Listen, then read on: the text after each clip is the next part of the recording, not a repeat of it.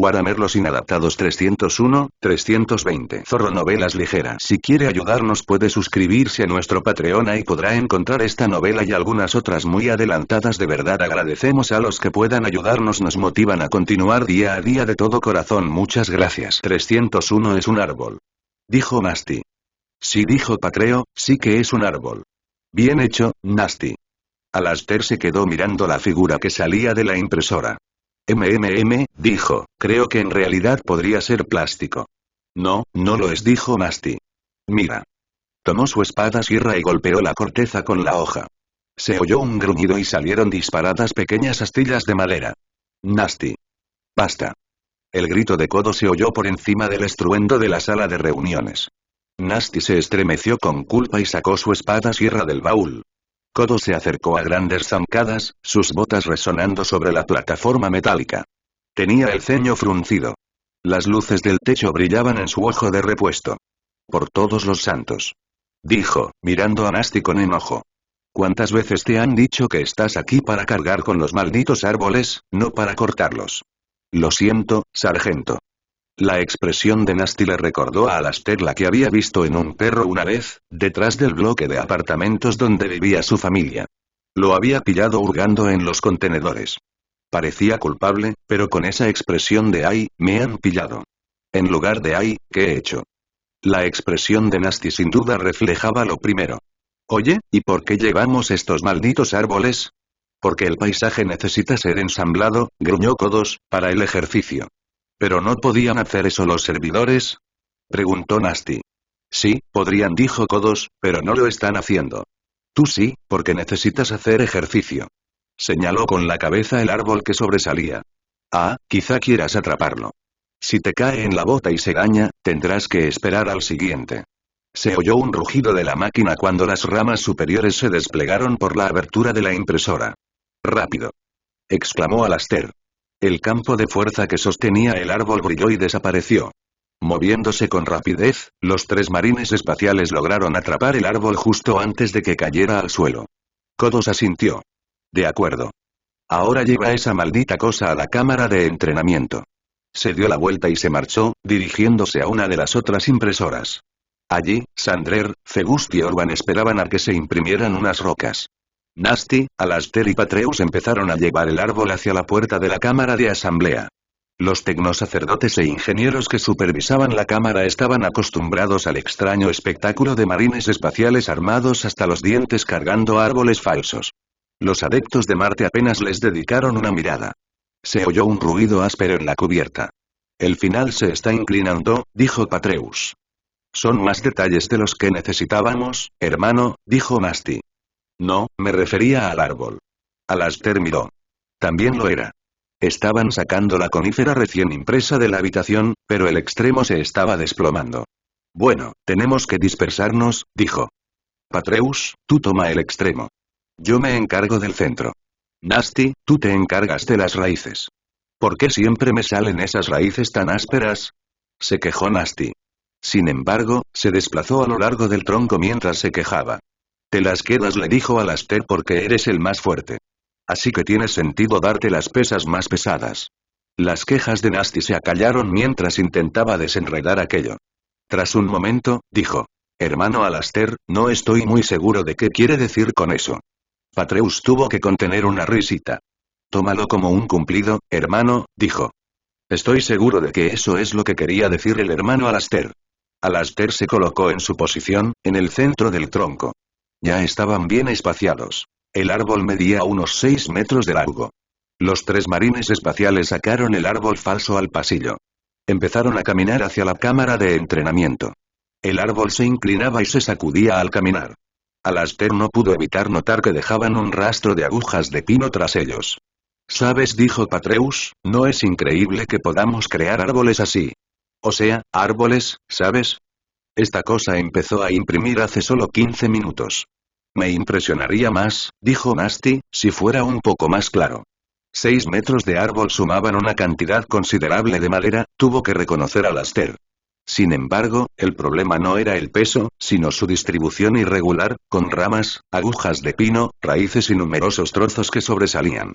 Las ramas del árbol se arrastraban por el suelo, a pesar de los esfuerzos de los marines. Creo que es interesante, dijo Alastair, ver cómo organizan realmente los entornos de entrenamiento. No llevamos ningún árbol Skaking en Ravenholme, dijo Nasty. Un árbol Skaking, dijo Patreus. Menuda idea.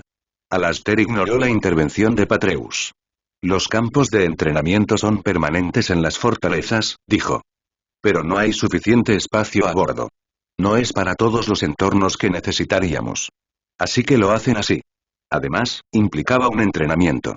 De hecho, Alastair sospechaba que ese podría ser parte del propósito de ensamblar el entorno a mano. La última vez que estuvimos allí, dijo Nasty, no era necesario traer los icebergs a mano.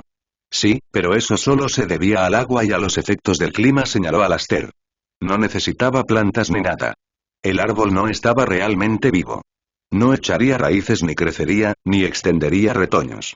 Sin embargo, su composición era precisa. Transportaban hojas, madera y savia, aunque estuvieran inertes. El árbol solo necesitaba durar lo suficiente para añadir algo de realismo al entorno de entrenamiento de los cuervos. Una vez finalizado el ejercicio, lo que quedara del paisaje se rasparía, trituraría, convertiría en pulpa, se trituraría, se licuaría y se bombearía de vuelta a los tanques de almacenamiento masivo. Cuidado, dijo Patreus. Se acerca una curva. Tuvieron que llevar el árbol por la curva. Resultó que el radio de giro de un árbol era bastante amplio. De hecho, los tres cuervos tuvieron que doblar un poco el tronco para que pasara. No lo tuerzas demasiado, dijo Alastair. A Kodos no le hará gracia si se rompe. Nasty dijo, Kodos puede patinar muy bien, a Ark. ¿Puede Ark? Preguntó Patreus. Alastair intentó no reírse. Al doblar la esquina con el árbol, una de las ramas se había arrastrado contra la pared, tensándose. Luego se soltó, propinándole un revés en la cara a Nasty. Nasty estaba frunciendo el ceño.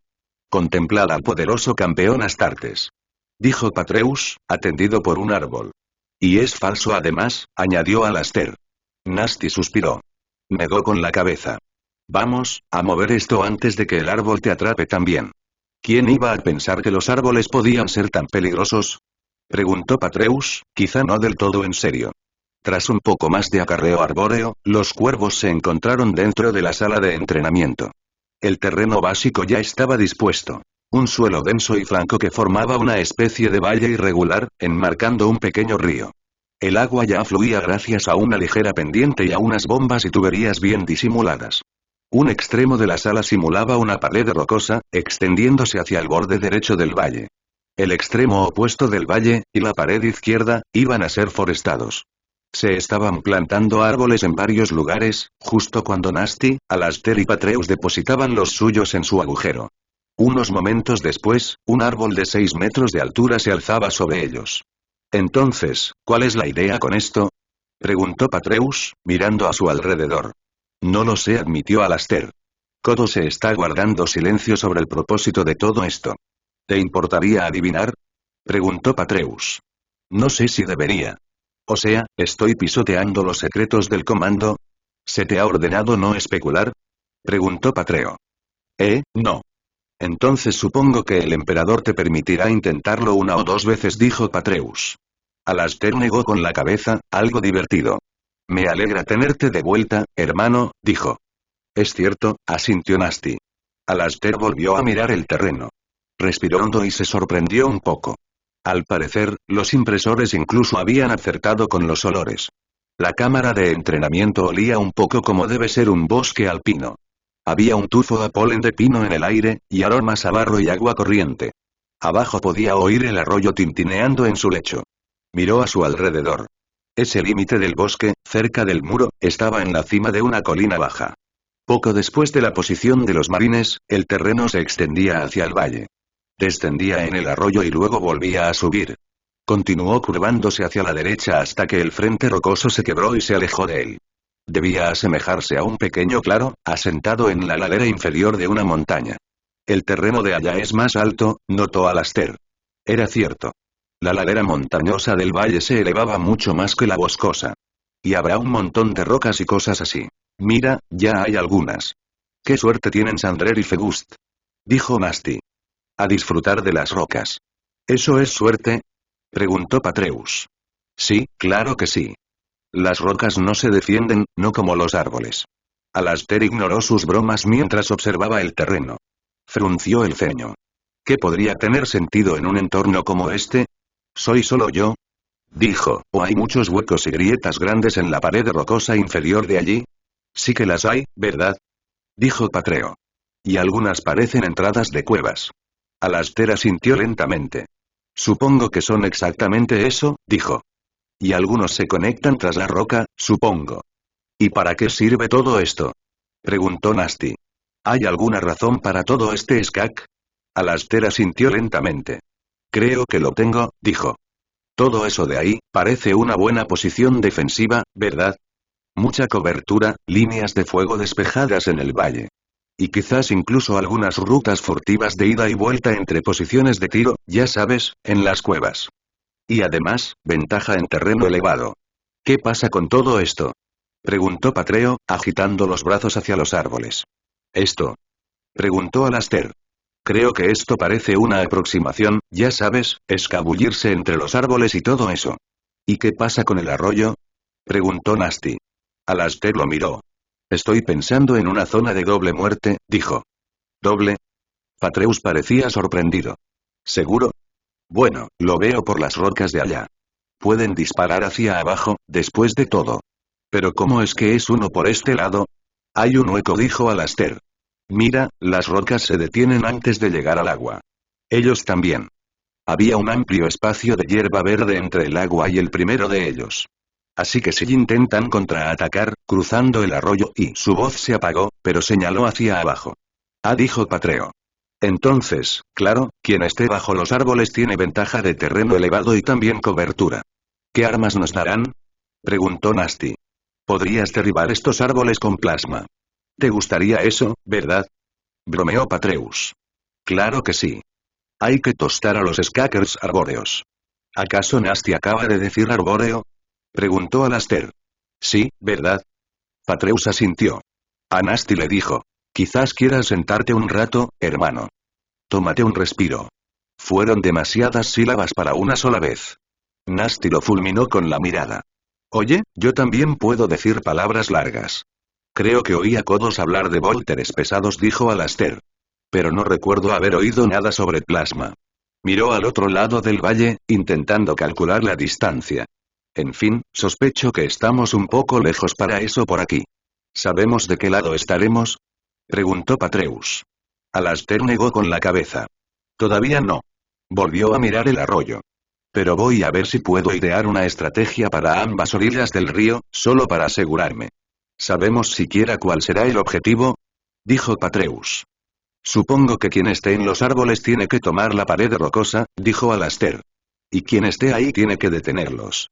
Un movimiento le llamó la atención al otro lado del valle. Diminutas en la distancia, distinguió las inconfundibles siluetas de otros 3 marines espaciales. Cargaban rocas. Oh, dijo Alastair, ahí están Sandrer y compañía.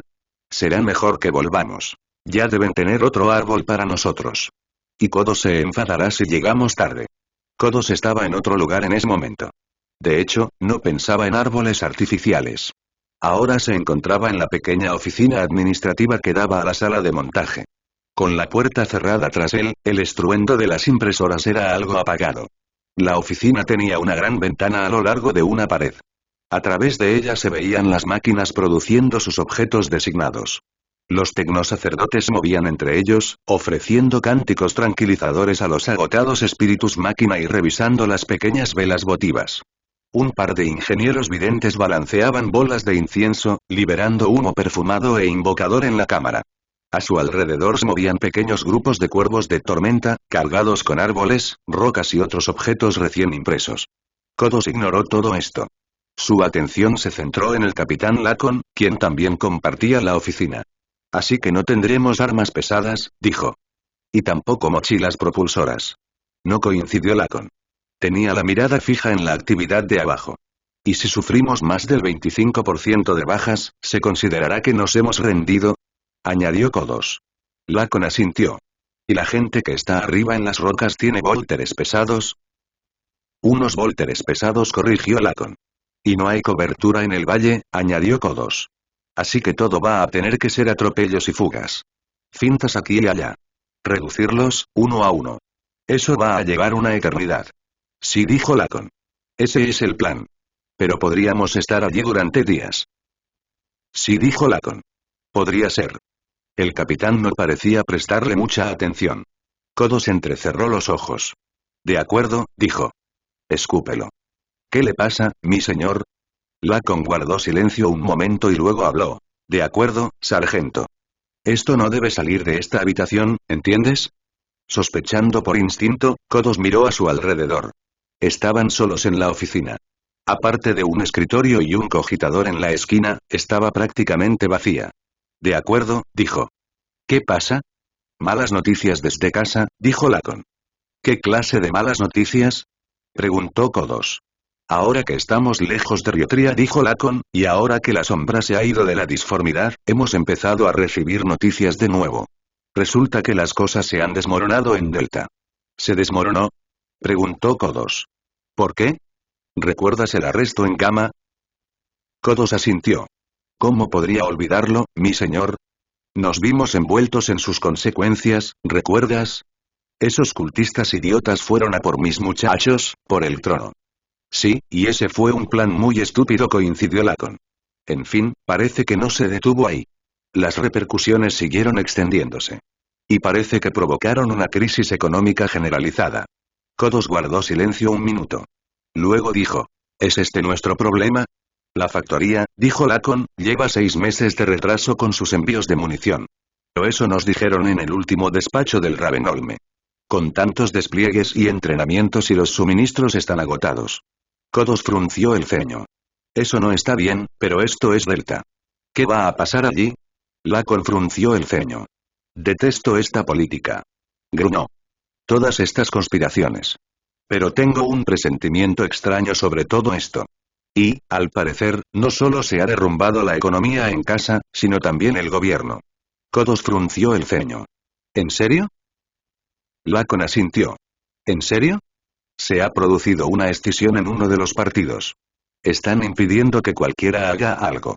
Al parecer, ni siquiera han logrado organizarse lo suficiente como para convocar nuevas elecciones. Llama a uno nuevo, ¿y qué le pasó a Yelesa entonces? Lacon se encogió de hombros. Parece que está acabada. Su carrera se acabó. Pidió una moción de confianza y la perdió. La mujer de ayer. Kodos parpadeó. Vida sin Yelesa. Madre mía. Lleva siendo primera ministra, ¿cuánto? ¿20 años? 23, corrigió Lacon. Pero hay más. Hay un pequeño rumor que corre por ahí. La disidencia, al parecer, podrían ser pro-originistas. Kodos soltó una sarta de improperios. ¿Esos skakers? Espetó. ¿Siguen ahí fuera? Lacon asintió con expresión sombría. Y peor aún. Al parecer, algún idiota los desbancó. ¿Qué? Kodos se quedó boquiabierto. Lacon asintió. Digo algún idiota. De hecho, sabemos exactamente quién. Uno de los últimos actos de la difunta y olvidada Yelesa. Oh, por el amor del trono. Que se vaya bien entonces. Así es. Lacon hizo una pausa y luego dijo. Pero la crisis es realmente grave. Lo último que supimos fue que el erario público estaba a punto de quedarse sin dinero. Kodos parecía desconcertado. ¿Es eso siquiera posible? No debería ser así, dijo Lacon. Pero, por lo visto, querer es poder. Tengo el presentimiento de que tendremos que romper con la costumbre y reconciliarnos cuando lleguemos a casa. Parece que ya es hora de arrasar, dijo Kodos. La no interferencia, dijo Lacon, es el precio que pagamos por tomarnos en serio nuestro deber con el pacto. Pero no creo que la no interferencia se extienda a quedarnos de brazos cruzados mientras el feudo se desmorona. ¿Colapso? Preguntó Kodos. Hay más, ¿verdad? No se pagan los salarios, dijo Lacon. Se están exigiendo préstamos. Los negocios se están hundiendo. La gente está perdiendo sus casas y sus trabajos. Y son octalianos, no somos pasivos. Los octalianos no se quedan sentados sin hacer nada y se mueren de hambre en silencio. ¡Ay, Skak! Dijo Kodos. Se están amotinando, ¿verdad? Lacon suspiró. Sí. Mientras la asamblea titubea, el planeta arde. Todos los informes que recibimos de Ravenholme se refieren al colapso de la seguridad. Al parecer, la mitad de las ciudades de la costa este de Primaris sufren graves disturbios. Por ejemplo, recibimos informes muy confusos de Creexide. Al parecer, los alborotadores locales han bloqueado las principales arterias. Kodos frunció el ceño. Pero conozco ese pueblo. Esos son todos los barrios pobres, debajo de los pasos elevados. Están demasiado ocupados intentando no morirse de hambre como para preocuparse por la política. Ese es en parte el problema, dijo Lacon. Parece que el caos económico ha sacado a la luz algunas verdades incómodas. Al parecer, el asunto del potasio se ha hecho público. Kodos se quedó atónito. Skak respiró. Lacon hizo una mueca. Sí. Claro que lo sabemos desde hace décadas. No oficialmente, claro, pero cualquiera con un poco de cerebro podría ver la mala asignación de recursos. Y esa extraña forma en que todos en la junta de suplementos parecían poder permitirse mansiones de lujo. Deberíamos haber hecho algo, dijo Kodos. No, dijo Lacon. No nos corresponde según el pacto. Y, de todas formas, si hubiéramos entrado allí, podríamos haber empeorado los problemas. Los problemas que nos entrenan para resolver son los que se contraatacan. Y, de todas formas, no podemos acostumbrarnos a que todos en Delta vengan a nosotros para resolver todos sus problemas. Pronto estaremos tan ocupados resolviéndolos que no tendremos tiempo para luchar. Y para eso estamos. Kodos guardó silencio un momento. Luego dijo. Así que el planeta necesita recuperarse. Lacon dijo. En esta ocasión, sí. Se nos fue de las manos. Entonces sí podríamos estar viendo una acción terrestre, en nuestro mundo natal. La teoría actual, dijo Lacon, es que los disidentes están tratando de conseguir que la asamblea les dé el ministerio. ¡Ay, Skak! Gruñó Lacon. Un primer ministro originista. Así que, por extraño que parezca, al dudar y no hacer nada, la asamblea podría estar haciéndonos un pequeño favor, dijo Lacon. Pero si nadie más consigue la mayoría, y no se pueden convocar elecciones, y el dinero se acaba, y las ciudades costeras están en llamas, y la comida escasea en la capital, es fácil imaginar que se desesperen un poco. Y la gente presa del pánico a veces comete grandes estupideces. Los Clestens, dijo Kodos abruptamente. Una expresión de sombría comprensión se dibujó en sus ojos. Sí, dijo Lacon, las Clestens. La cordillera que bordea la capital al norte. Sí, las Clestens. Y, casualmente, la sala de entrenamiento número 5 se parece mucho a parte de uno de los pasos. Vaya. Dijo Kodos. ¿Crees que tendremos que luchar para entrar? No creo que nada, dijo Lacon. Pero el señor Cuervo quiere que nos preparemos para el peor de los casos. Si se lo gana un originista, y si le da un ataque de locura y decide buscar el martirio a manos de los impíos mutantes, bueno, seguro que podemos complacerlo. ¿Y quieres que esto se mantenga en silencio?, dijo Kodos, por moral? Lacon asintió. Sí. Nuestros hermanos han pasado por un mal momento en Riotria. Sospechando que podríamos estar volviendo a casa, a un tiroteo en nuestro planeta natal, eso podría ser venenoso. Sí, dijo Kodos con seriedad. Y no podemos permitírnoslo. Así que entrenaremos para tomar los pases, con munición y reabastecimiento limitados. Mientras tanto, esto mantendrá a nuestros marines ocupados. Y si están en las salas de entrenamiento, entrenando, no estarán afuera, posiblemente escuchando rumores. En el peor de los casos, al menos estamos preparados. ¿Y si las cosas no se ponen tan mal? Entonces llegaremos con la moral razonablemente intacta. Si las cosas no salen tan mal, citó Kodos con cinismo. Con todo respeto, mi señor, ¿cuándo ha sido la vida sin estar tan mal?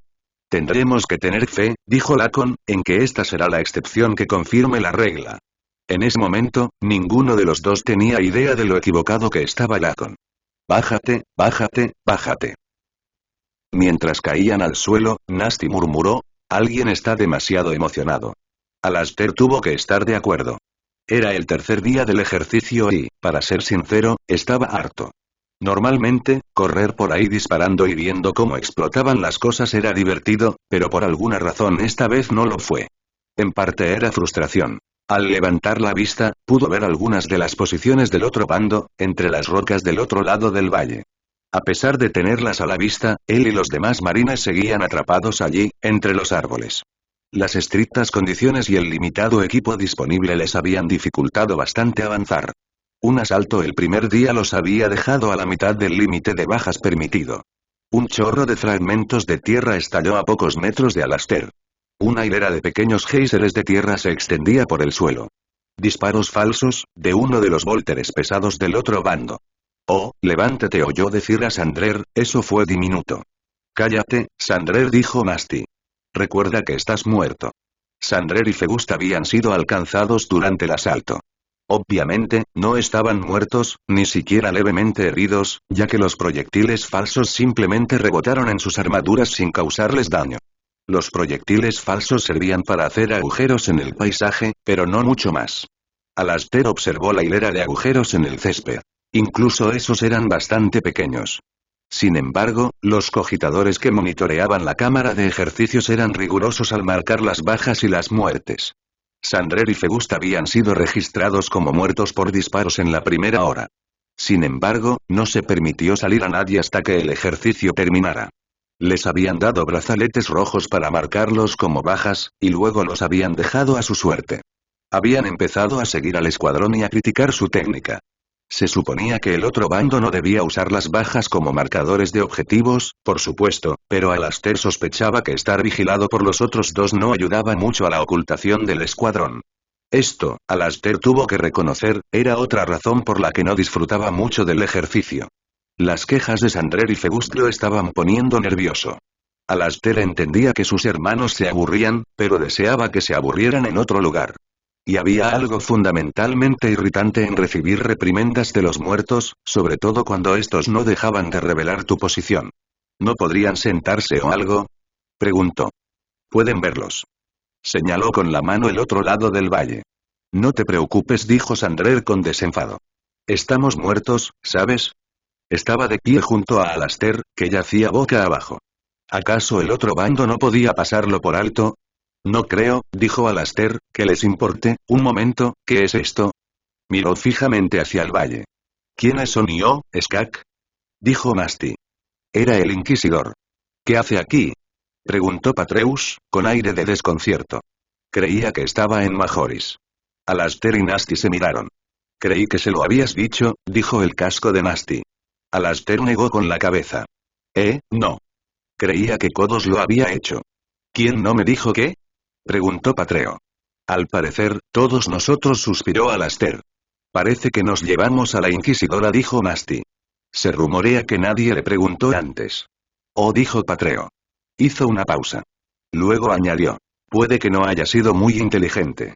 Con un sentimiento de hundimiento en el estómago, Alastair sospechó que Patreus tenía razón. La esbelta pero inconfundible figura de Lady Sharrow se asomaba al valle. Alastair desconocía cómo había entrado. Observó que el otro bando había dejado de disparar. Esto también los sorprendió. No sabían si era parte del espectáculo. Se detuvo en medio del valle, junto al río. Su rostro era diminuto en la distancia, pero su ceño fruncido y beligerante era inconfundible. Su postura sugería furia. Al acercar la vista, Alastair vio las manos apretadas en las caderas y los músculos tensos. Su voz era débil, pero se oía. Lacon. ¿Dónde estás? Baja aquí ahora mismo. Ay, Dios mío, dijo Nasty. Creo que alguien está un poco molesto. Vaya, dijo Patreus con aprobación. En realidad sonaba como Kodos, ¿no? Lacon, sé que estás acechado entre esos malditos arbustos. Baja y explica. No me hagas subir.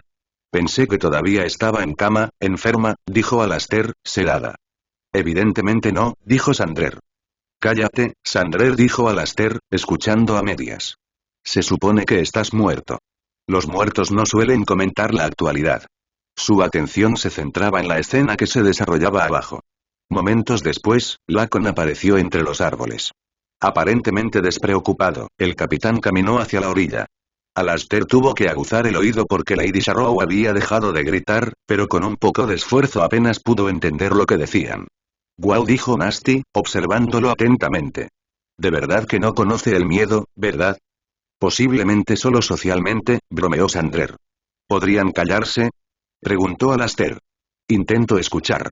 Concentró su atención en la ira que se desarrollaba abajo. ¿Qué significa esto? Oyó decir a la inquisidora. No llegó a gritar. Mi señora, comentó Lacon, me alegra verte mejor. Me miró con enojo. ¿Mejor? ¿Cómo demonios va a mejorar esto? Se supone que debería estar en el puñetero Majoris, hay tanto trabajo por hacer. Y aún así me encuentro aquí. perdiendo el tiempo en esta puñetera nave. Necesitabas un tiempo de recuperación, dijo Lacon. Pensamos, ¿crees que? Frunció el ceño. Bueno, eso es nuevo para mí. Y yo que pensaba que esas calaveras solo servían de lastre. Mi señora inquisidora. No me haga perder el tiempo, hermano capitán. Lo señaló con el dedo, furiosa. Alastair parpadeó. Estaba impresionado a pesar suyo.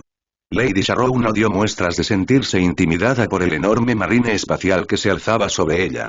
La cobardía, claramente, no era uno de sus defectos. Me secuestró, por sus propios motivos. Y pretendo llegar al fondo de todo. Por si acaso lo ha olvidado, hermano capitán, soy una agente imperial. Y me ha interrumpido en el desempeño de mi trabajo. Eso podría ser un serio problema para usted, ¿sabe? Lacon suspiró. Mi señora, si pretende amenazarme, puedo ahorrarle tiempo. No se moleste.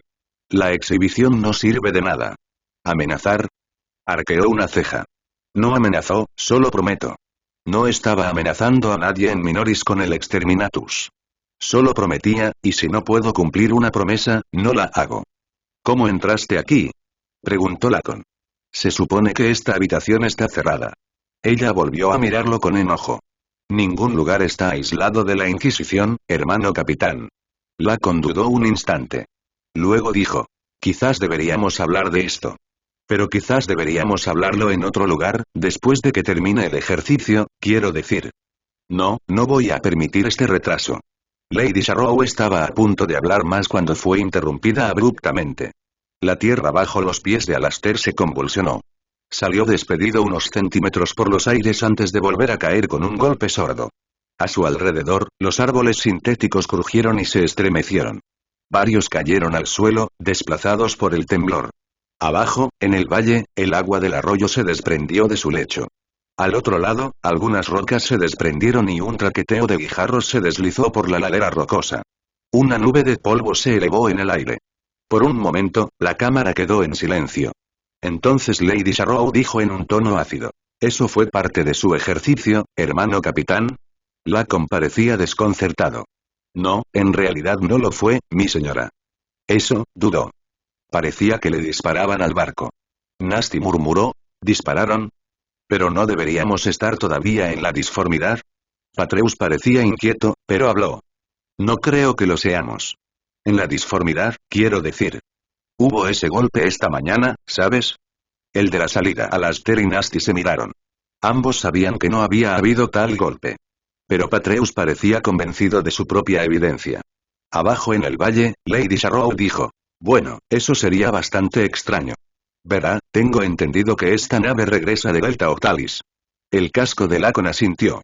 Sí, mi señora. Habríamos salido de la disformidad esta mañana. Ahora deberíamos estar acercándonos a la órbita sincrónica. Entonces, ¿por qué? Preguntó Lady Sharrow. ¿Se supone que estamos haciendo maniobras evasivas?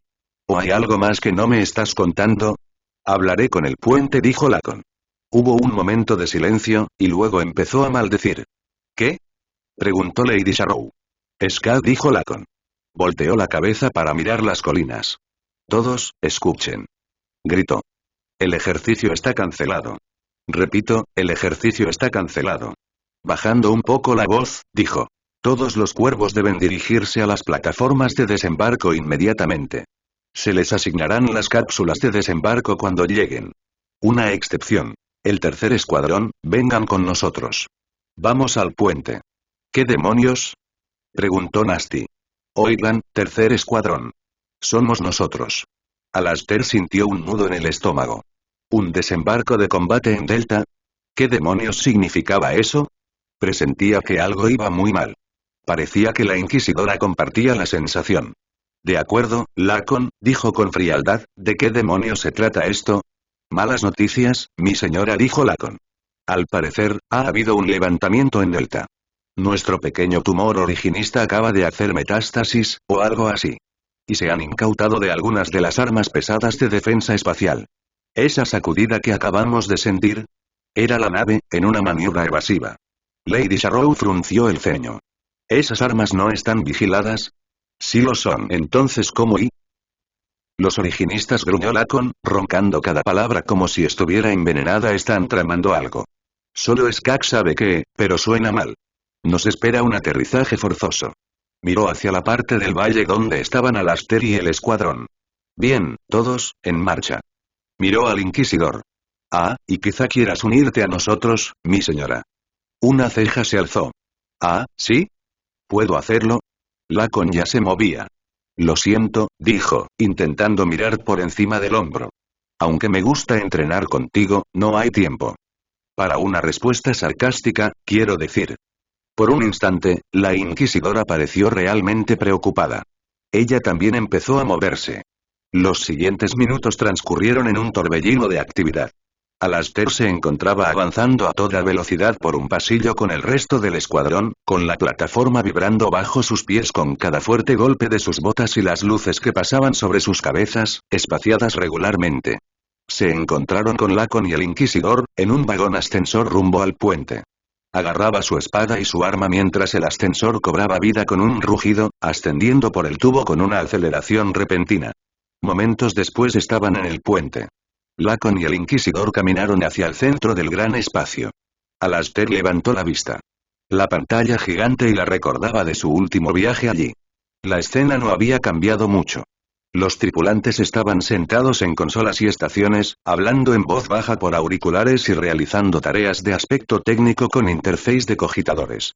Tecnosacerdotes con túnicas rojas recorrían el espacio, blandiendo incensarios montados en cadenas para dispensar incienso sagrado. El lugar estaba lleno de un suave murmullo de actividad. Estado. Le gritó Lacon al oficial de guardia. Infame. El hombre se puso firme. Sí, mi señor. Nos están señalando con múltiples objetivos. Desde el planeta y las defensas orbitales. Y se han detectado varios lanzamientos STS. El escuadrón estaba formado cerca de las puertas. Hablando en voz baja, Nasty preguntó. ¿Qué es STS? ¿Prestaste atención en algún momento durante tu entrenamiento? Alastair percibió el ceño fruncido en la voz de Kodos. STS. De superficie nave espacial. Es lo que hace la gente cuando quiere derribar cosas, añadió Sandrer amablemente. Como nosotros, dijo Patreus. Sí, eso ya lo había calculado, gruñó Nasty. Solo quería que lo dejaras claro, dijo Patreus. O sea, con todo ese hueso dentro de tu cabeza, tenemos que asegurarnos, por Dios. Gruñó Kodos. Ustedes dos, cállense por 5 minutos. Esto es importante. La conferencia que tenían delante continuaba. No responden a las llamadas, dijo el oficial de guardia. Señaló la pantalla gigante al frente de la cámara. Tenemos un esquema de los lanzamientos. Alastair levantó la vista. Había una gran imagen de Delta allí arriba. El planeta estaba en fase media. Podía ver el patrón familiar de continentes, emergiendo tras la nube irregular. Etiquetas brillantes señalaban varios lugares en la superficie. Alastair notó de pasada que la capital estaba marcada, al igual que Colvin y varios otros lugares de los que había oído hablar. Se preguntó brevemente por qué su ciudad natal aparecía en la pantalla. ¿Tenemos alguna idea?, decía Lacon, de qué diablos está pasando ahí abajo? Parece una crisis planetaria, mi señor, dijo el oficial de guardia. Recibimos algunos informes dispersos. Noticias, radio, internet, ese tipo de cosas. No tantos como deberíamos. Parece que muchas emisoras están fuera del aire por alguna razón. Al parecer, la crisis financiera ha alcanzado su punto crítico y se ha convertido en una especie de nube de humo. Se ha convertido en una especie de revuelta general. No podemos contactar con nadie del gobierno, solo con sus contestadores. No es bueno, dijo Lacon. ¿Pero qué hay de las plataformas de defensa espacial? Se controlan desde Ravenholme. ¿Por qué se encienden? Señor, dijo una nueva voz. Era uno de los técnicos de sensores. Recibimos una señal de la superficie, del Ravenholme. Ponlo en la pantalla, dijo Lacon. Apareció una imagen en la pantalla. Alastair se sorprendió por la mala calidad. Una onda de estática la inundó y parpadeó antes de estabilizarse. Mostraba a un cuervo de tormenta con su arnés de batalla completo, en una sala de comunicaciones anónima en algún lugar del edificio. Llevaba un casco Mark VI, con una calavera prominente sobre sus lentes. Detrás de él, Alastair notó que la sala tenía una pesada puerta blindada. Había lo que parecía un puesto de tiro defensivo frente a ella, un círculo de sacos terreros con un par de marines espaciales agachados tras un volter pesado montado en un trípode. Se oyó un golpe y la puerta se sacudió. Una nube de polvo descendió del techo. El hermano que estaba frente a la cámara habló. Sargento Inixos, quinta compañía, informó el marine. Sargento, ¿cuál es su situación? ¿Qué demonios está pasando ahí abajo? ¿Dónde está su capitán? Está muerto, dijo el sargento Inixos sin rodeos. Estoy al mando interino. Estamos en la estación A420. El perímetro de Ravenol, me dijo Lacon. Justo debajo del escudo. Se oyó otro estallido, acompañado de una onda de estática sobre la pantalla. Por un instante, una línea de luz blanca brilló alrededor de los bordes de la puerta. ¿Qué fue eso? Preguntó Lacon. Descarga de plasma, dijo Inixos. Uno de sus Predators. Intentan derribar la puerta. Probablemente estés recibiendo interferencias en la transmisión. La antena no está en buen estado. Sus depredadores. Lacon lo miró fijamente. Creí que había un problema originista. Sí, lo hay, dijo Inixos. Pero resulta que trajeron amigos. Al parecer, sus nuevos compañeros se libran de la ingeniería genética. Malditos herejes hipócritas. Lacon seguía mirándolo fijamente. Creo que será mejor que me lo expliques. Lo haré mejor, mi señor, dijo el sargento. Extendió la mano hacia algo fuera de la pantalla. Alastair oyó que alguien pulsaba teclas. Aquí tiene una señal para nuestras cámaras. Se oyó otro golpe en la puerta. Esta vez tembló más. Apareció otra imagen. Mostraba una escena exterior. La luz del sol se reflejaba en el follaje desgarrado y los cráteres fangosos. Entre ellos había una masa de cuerpos humanos enredados. Cultistas originistas, supuso Alastair. Pero entonces algo se movió hacia el fondo de la imagen. Quedó atónito ante lo que vio. La forma era innegable. Había un tanque Predator pintado de rojo. Solo que no pertenecía a ninguna fuerza leal.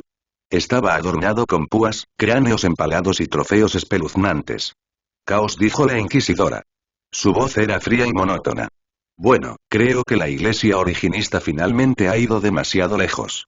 Había siluetas flanqueando el tanque. Marines del caos, dijo Inixos. Alastair se dio cuenta de que lo eran.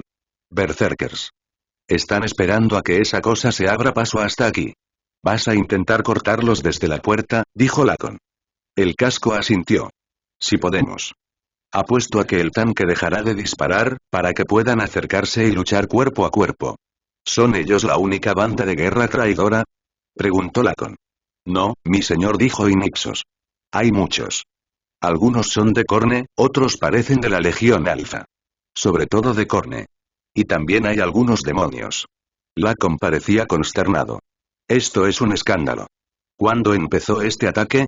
Hace poco más de 2 horas, mi señor. No hubo ninguna advertencia. Llegaron en masa a las llanuras que rodean Ravenholme. ¿Qué pasa con los escudos? Derribaron una parte, mi señor. Entraron por debajo de los cañones de la torre. Por eso estamos aquí. Intentamos establecer un perímetro. ¿Cuántos hombres tenéis ahí abajo?, preguntó Lacon. Alastair sintió preocupación. Dentro de su casco, frunció el ceño. Sabía que la mayoría de las fuerzas del capítulo estaban desplegadas. Normalmente, una fortaleza monasterio Astartes debería ser bastante inexpugnable, pero con la mayoría de sus guerreros en otros lugares y solo un pequeño destacamento local, y aparentemente sin posibilidad de ayuda de las autoridades civiles, esto podría ser malo. Esto sí que podría ser malo. Aún tenemos 60, dijo Inixos. Hemos sufrido algunas bajas. ¿A cuántos te enfrentas?, preguntó Lacon. Calculamos unos 39.000 cultistas, dijo Inixos. Eso es menos que los 70.000 que había cuando empezaron a llegar. Alastair frunció el ceño. 39.000 contra 60 marines no parecía una mala apuesta. Pero, y calculamos que unos 400 marines traidores, añadió Inixos. ¿Tienen suficientes rinos para todos, o al menos los tenían? Hemos matado a algunos. Aún tienen 2 Land Raiders por ahí. Y 5 Predators. Tenemos a uno ocupado. La puerta se estremeció de nuevo.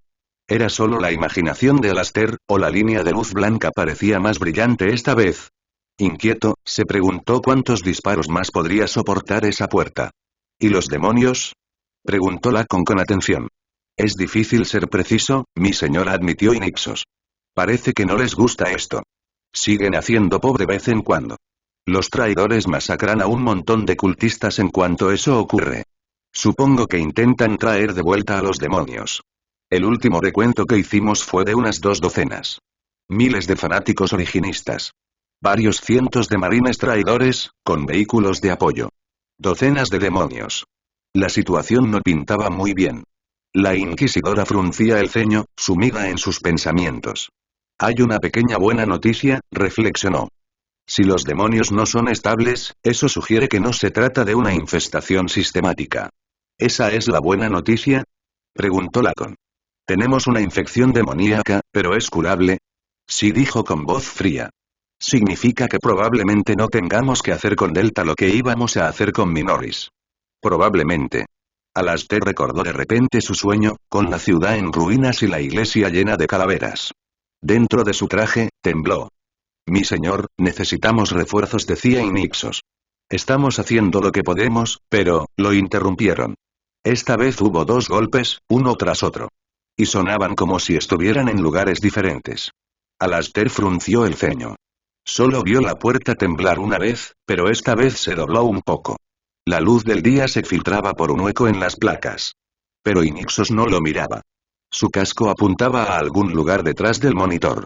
Levantó su volter, y Alastair se dio cuenta de que podía ver la luz del sol reflejándose en las lentes de Inixos. Alastair frunció el ceño. Estaban en una casa, eso no tenía sentido. Hombres. Gritó el sargento a alguien fuera de pantalla. Vayan allí.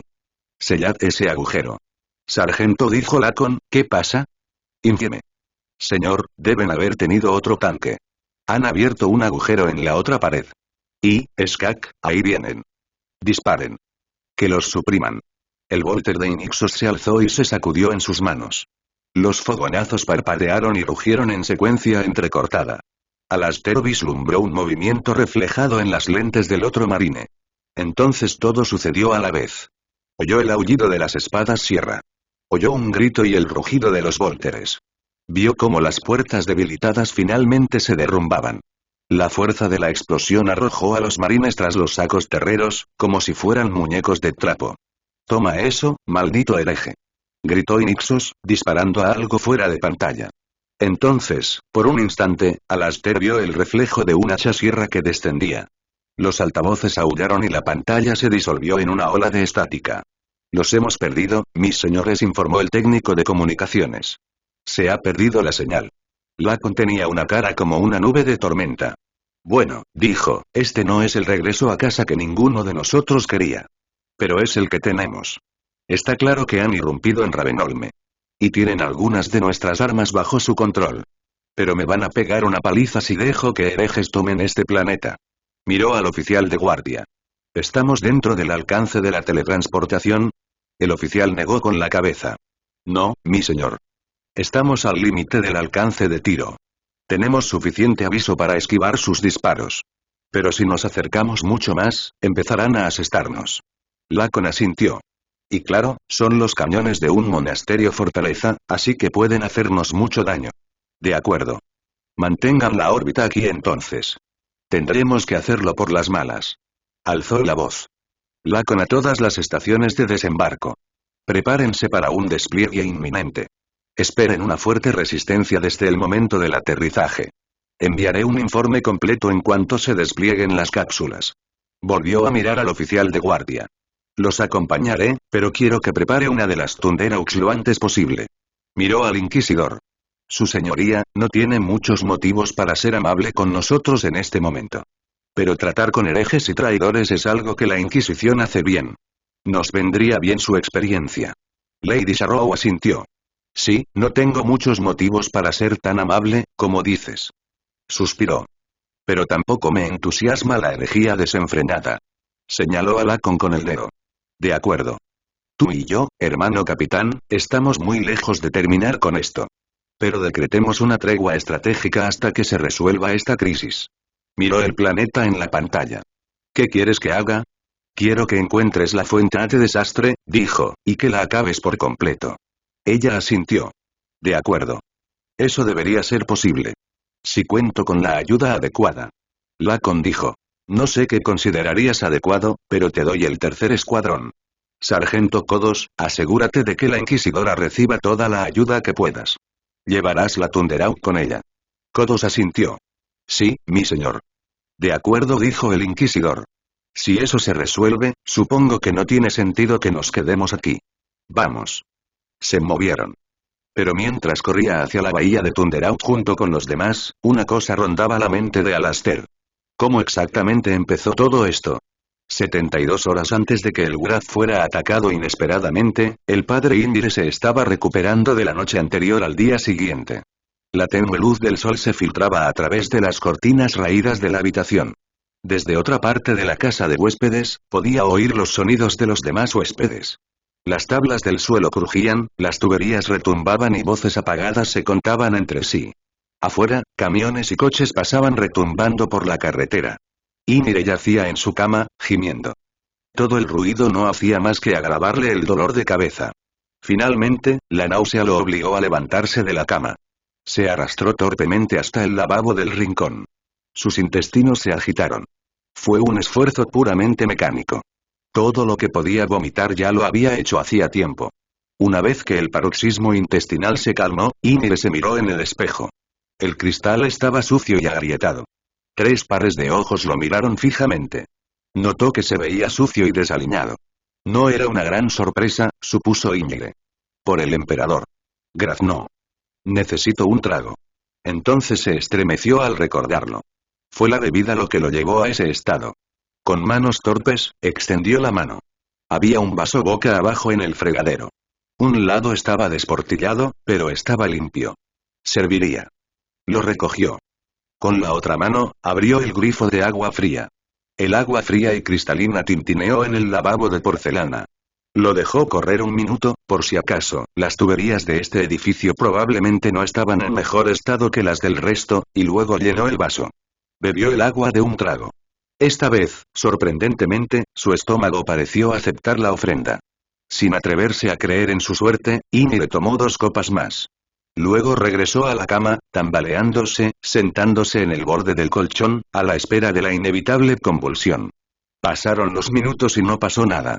Ymir sintió que una inesperada esperanza florecía en su interior.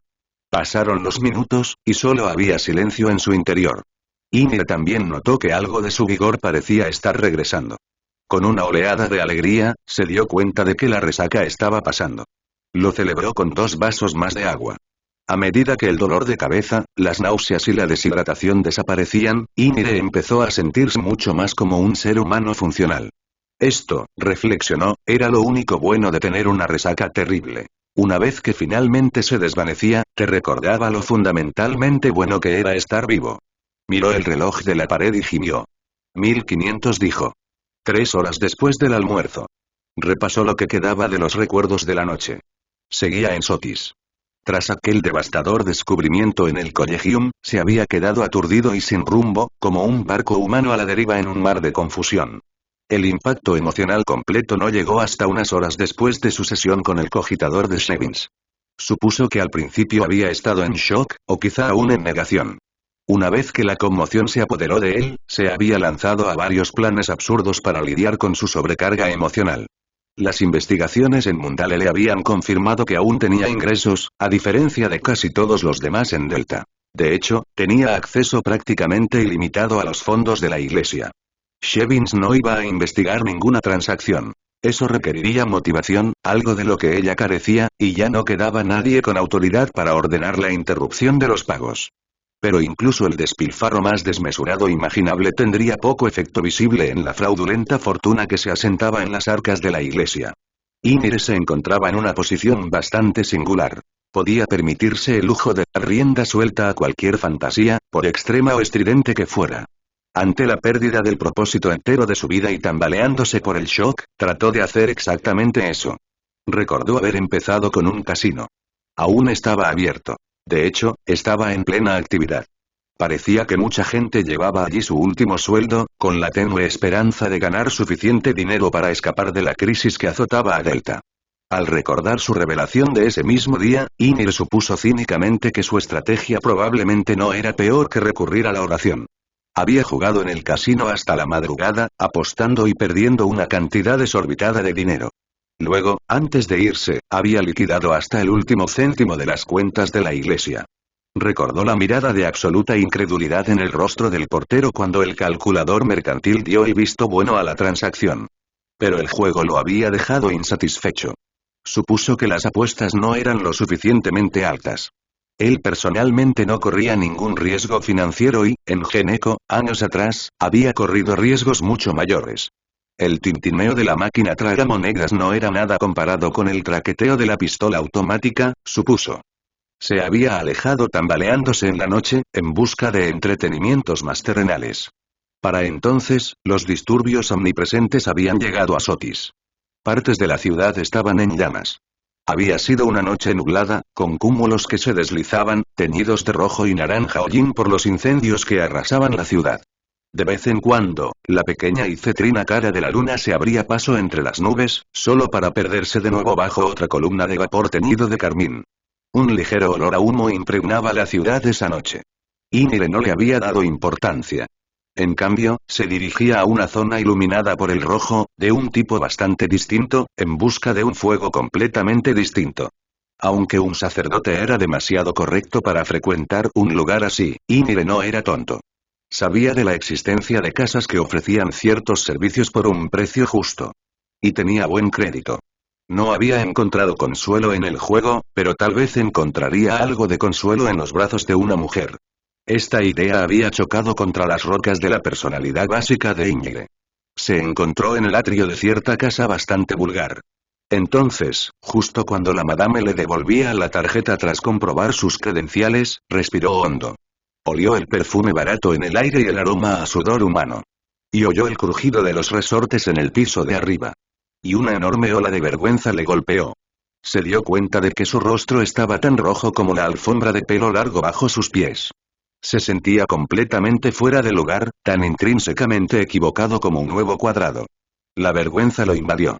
Huyó del edificio en ese mismo instante, con la cara ardiendo. Ni siquiera los gritos desconcertados de la madame habían sido suficientes para frenar su humillada huida. Había probado el juego. Había probado los placeres de la carne. Ninguno le había ayudado. Ymir sabía que le quedaban dos opciones, pero una lo aterrorizaba profundamente. Había elegido la menos aterradora. Si el juego y la prostitución no le ofrecían consuelo, tal vez podría encontrar paz interior en la botella. Así pues, el padre Ymir se encontró en un bar. Seguía abierto. Un pequeño goteo de clientes entraba y salía a lo largo de la noche. Sintiéndose extravagantemente generoso, Ymir invitó a todos a una copa. Para desconcierto del dueño, el contador de gastos autorizó la transacción sin reparos. Aún así, su gesto tenía una ventaja. Le otorgaba cierta libertad a Ymir. Peticiones que normalmente resultarían en una mirada furiosa, o incluso en una expulsión precipitada del local, se traducían en una simple atención cortés. Ymir leyó la carta de cócteles. Le había hecho gracia descubrir que había uno llamado Rock Bottom. Bueno, eso describía a la perfección sus sentimientos. Seguro de haber elegido por fin un ganador, Ymir buscó Rock Bottom. De hecho, buscó 3. Juntos. En un vaso de pinta. Recordó vagamente que Rock Bottom había resultado ser de un color rosa intenso. Después de eso, su memoria se volvió borrosa. Sin embargo, por la sensación general de su cuerpo, era evidente que había tenido una borrachera de proporciones épicas. En algún momento de la noche, o de la mañana, Ymir había encontrado el camino de regreso a la casa de huéspedes, aunque no recordaba nada de esto. Parecía que, durante ese tiempo, nadie había incendiado esta parte de Sotis. O al menos, si lo habían hecho con bastante educación. Ymir levantó la cortina raída y miró hacia afuera. La escena callejera parecía refrescantemente normal. Las casas de allí no tenían más ventanas rotas de lo que cabría esperar en esta zona de la ciudad, y ningún coche estaba sobre ladrillos ni quemado. Para la situación actual en Delta, esto era lo máximo que se podía esperar. Ymir bajó el telón. Caminó con dificultad hacia la pequeña terminal pública en la esquina. Era hora de averiguar cuántas malas noticias más había. Pulsó el botón de encendido. No pasó nada. Frunció el ceño y volvió a tocarlo. No pasó nada. Entonces notó la pequeña vela votiva junto a ella, con el engranaje rojo y plateado atado con un hilo cobrizo. Por el trono. Murmuró, eso fue una estupidez. Con razón el cogitador no respondía. La vela se había apagado. Irritado consigo mismo por este tonto error, buscó la caja de cerillas. Por fin la encontró. Con un crujido agudo, una cerilla se encendió. Ymir volvió a encender la vela votiva. Murmuró una rápida bendición al Omnisia. Esperando que el espíritu máquina se hubiera apaciguado, volvió a pulsar el botón. Todavía no pasó nada. Vamos, gruñó Íñigue. Mira, olvidé la vela. Sé que es una tontería. Lo siento. Pero deja de atormentarme, por favor. Otra pulsación del botón reveló que el cogitador no estaba dispuesto a perdonar. Íñigue gimió una vez más. Comprendió que tendría que salir de la habitación para conseguir su dosis de noticias. Con un doloroso chirrido mecánico proveniente de las bisagras sin engrasar, abrió la puerta de golpe. Salió al destartalado pasillo exterior. Unos pocos metros lo llevaron a la escalera, donde crujió y gimió mientras bajaba a la planta baja. Notó que estaba bastante oscuro. La única luz entraba por la puerta principal, que estaba entreabierta. Apenas podía ver a un joven sentado tras el escritorio, cerca de la puerta. Preguntándose qué pasaba, se acercó. Al acercarse, finalmente reconoció al hombre. Era el hijo del propietario, recordó Íñigue. Hola, dijo Íñigue. ¿Qué pasa con las luces? El hijo del dueño lo fulminó con la mirada. ¿Qué te parece? Su tono era gruñón y su rostro, belicoso. Bueno, no sé, ¿verdad? Anoche dormí fatal, ¿sabes? La visible hostilidad se disipó un poco. Ah, eso tiene sentido. Supongo. Bueno, se fue la luz. A las 10 de esta mañana. Oh, dijo Íñigue. ¿Se había ido la luz? Bueno, eso explicaba la muerte del cogitador. Sintió un alivio momentáneo.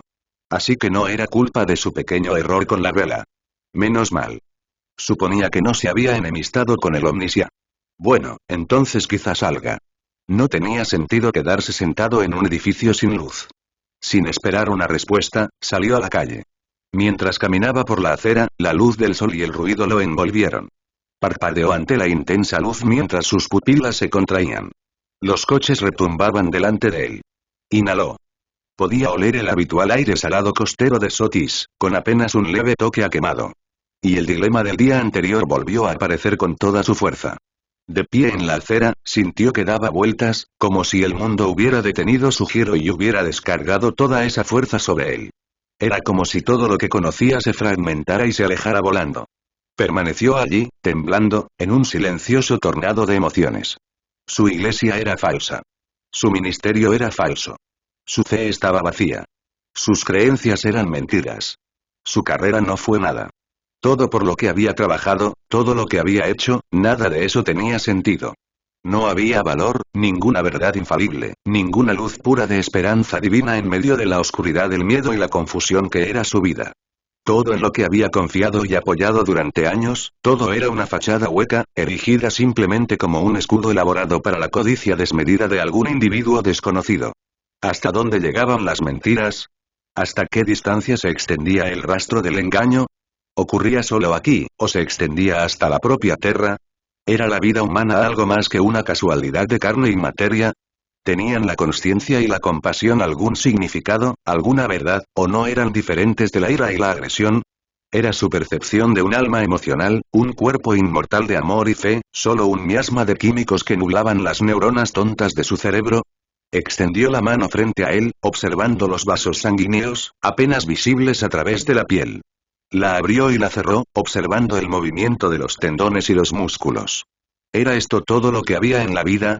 ¿Solo una máquina carnosa, que existía simplemente para comer, excretar y reproducirse? El trono, en la mismísima tierra sagrada. ¿Era el depósito físico de un dios todopoderoso, o era, como había dicho aquel blasfemo marine del caos, solo un enorme refrigerador dorado que contenía un cadáver de 10.000 años? A la luz desgarradora del día, los intentos de Íñigue por ocultarse a esta revelación finalmente se desmoronaron. Se dio cuenta de que estaba allí, en la calle, con los brazos a los costados, sollozando. Podía sentir las lágrimas correr por su rostro. Era una muestra de la mala situación en Delta que nadie se fijara dos veces en un anciano que lloraba, solo en una esquina a media tarde. Enfrascados en sus propios problemas, simplemente se deslizaban, como si fueran el equivalente humano de los neutrinos, sin ver ni interactuar con ninguna otra materia. Finalmente, la convulsión emocional inmediata remitió un poco. El sistema endocrino solo podía soportar esta sobreestimulación durante un tiempo. A medida que la oleada de dolor remitía, la monotonía la invadía. Era como si el mundo se alejara de Íñigue. Se sentía como si estuviera solo, en otro lugar, observando a la gente y los coches que corrían en una especie de telepantalla. No estaba realmente allí. Nada de esto le estaba sucediendo. Todo estaba en otro lugar. No lo sabía, por supuesto, pero su enorme angustia emocional había activado una de las medidas protectoras de su cerebro. La negación. Una contramedida profundamente arraigada, acechando en lo más profundo del inconsciente humano. Una forma limitada de lidiar con las conmociones que, de otro modo, derrumbarían todo el edificio de la mente humana. Por el momento, Ymir se disoció de sus propios problemas. Él también era otro neutrino humano, deslizándose sin esfuerzo y sin resistencia por un mundo fantasmal. Desde su perspectiva distante, Ymir observó cómo sus pies decidían empezar a caminar. Le interesó, de una forma vaga y leve. A kilómetros de distancia, sintió el viento en la cara de esa persona, oyó los coches a través de sus oídos y notó el paso de otros peatones, que pasaban junto a otra persona, en otro lugar. Su cuerpo se dirigió a una tienda, una que aún estaba abierta. Ymir lo observó mientras compraba el almuerzo y se abastecía de comida y agua. Observó cómo sus manos lo metían todo en una bolsa y luego realizaba el pago. Luego observó, igualmente desinteresado, cómo su cuerpo salía de la tienda, llevándose consigo su carga de comida y agua. Supuso que la otra persona debía haber elegido la última opción. La que había evitado durante tanto tiempo. No porque sintiera que le fallaría, sino porque temía que triunfara.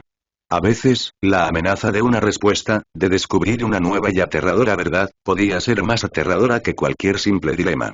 El cálido y acogedor manto de la ignorancia le había sido arrebatado, e Ymir no estaba seguro de estar listo para el viento frío y abrasador de la iluminación. Sin embargo, los pies de esa otra persona viajaban hacia un lugar determinado. Algún tiempo después, Ymir se observó a sí mismo fuera de la Biblios de Mundale. El Biblios era un edificio grande e imponente. Estaba rodeado de columnas estriadas y un imponente pórtico de arenisca. Unos escalones ascendían hasta él, elevándose más alto que la cabeza de Ymir. Muy por encima, el tejado estaba rodeado de elaboradas esculturas y gárgolas ceñudas. Sobre la puerta, una estatua del emperador sostenía un pergamino de piedra, contemplando la ciudad sin ver. Impartió la ley con severidad y silencio a las masas de abajo. Un comentarista arquitectónico, años antes, había comparado el Biblios con un mausoleo particularmente ostentoso en uno de los muchos cementerios de la ciudad. Ymir notó que su cuerpo subía las escaleras. En teoría, la Biblios no era de acceso público. En teoría, era el hogar exclusivo de académicos y teólogos acreditados. Sin embargo, sus guardias de seguridad y su personal administrativo, al igual que aproximadamente un tercio de la población de Octalis, dependían del gobierno para sus salarios. El mismo gobierno que, a efectos prácticos, recientemente se había derrumbado. El mismo tesoro que, sin querer, había logrado convertir una recesión local en una depresión sistémica, y que luego se había sumido en una crisis presupuestaria, y que ahora finalmente había alcanzado el punto más bajo de la incompetencia fiscal que, en realidad, era quedarse sin fondos. Con sus salarios ya en el lejano recuerdo, el personal que atendía y custodiaba los biblos finalmente se rindió y se fue poco a poco para unirse a las masas de saqueadores, alborotadores y manifestantes que se divertían desenfrenadamente por toda la ciudad. Los biblos contaban con medidas de seguridad no humanas, por supuesto, alarmas, cerraduras, etc., pero todos necesitaban electricidad para funcionar, y, como había dicho el hijo del propietario, a las 10 de la mañana, aparentemente, el suministro eléctrico municipal de la ciudad se había cortado. El Biblios estaba tan silencioso como el gigantesco mausoleo al que vagamente se parecía. Flotando entre la distante niebla de la disociación, Ymir observó con vago interés cómo su cuerpo se adentraba en la quietud y la frescura del atrio. Oyó el eco de sus pasos en el amplio vestíbulo. Observó cómo su cuerpo pasaba junto a un ascensor averiado y luego subía un tramo de escaleras. Observó cómo su cuerpo llegaba a cierto piso y luego simplemente entraba por una puerta que se suponía que debía estar cerrada, y de hecho lo estaba hasta que el corte de luz detuvo el electroimán de la cerradura. Entonces, Ymir observó cómo su cuerpo se movía entre las pilas de biblios. Observó cómo recogía montones de pergaminos y grimorios, libros de bolsillo e informes impresos, y los llevaba metódicamente a una mesa junto a una de las estrechas ventanas arqueadas. Observó cómo su cuerpo añadía más tomos al botín hasta que la mesa quedó prácticamente sepultada bajo su carga de textos, códices y pergaminos. Luego observó cómo recogía algunas velas de diversos lugares. Ymir supuso vagamente que sin electricidad los necesitaría más tarde. Dejó la bolsa de comida y las botellas de agua junto a la mesa. Entonces Ymir fue a buscar una silla que pareciera cómoda. Para su vaga sorpresa, no tardó mucho en encontrarla.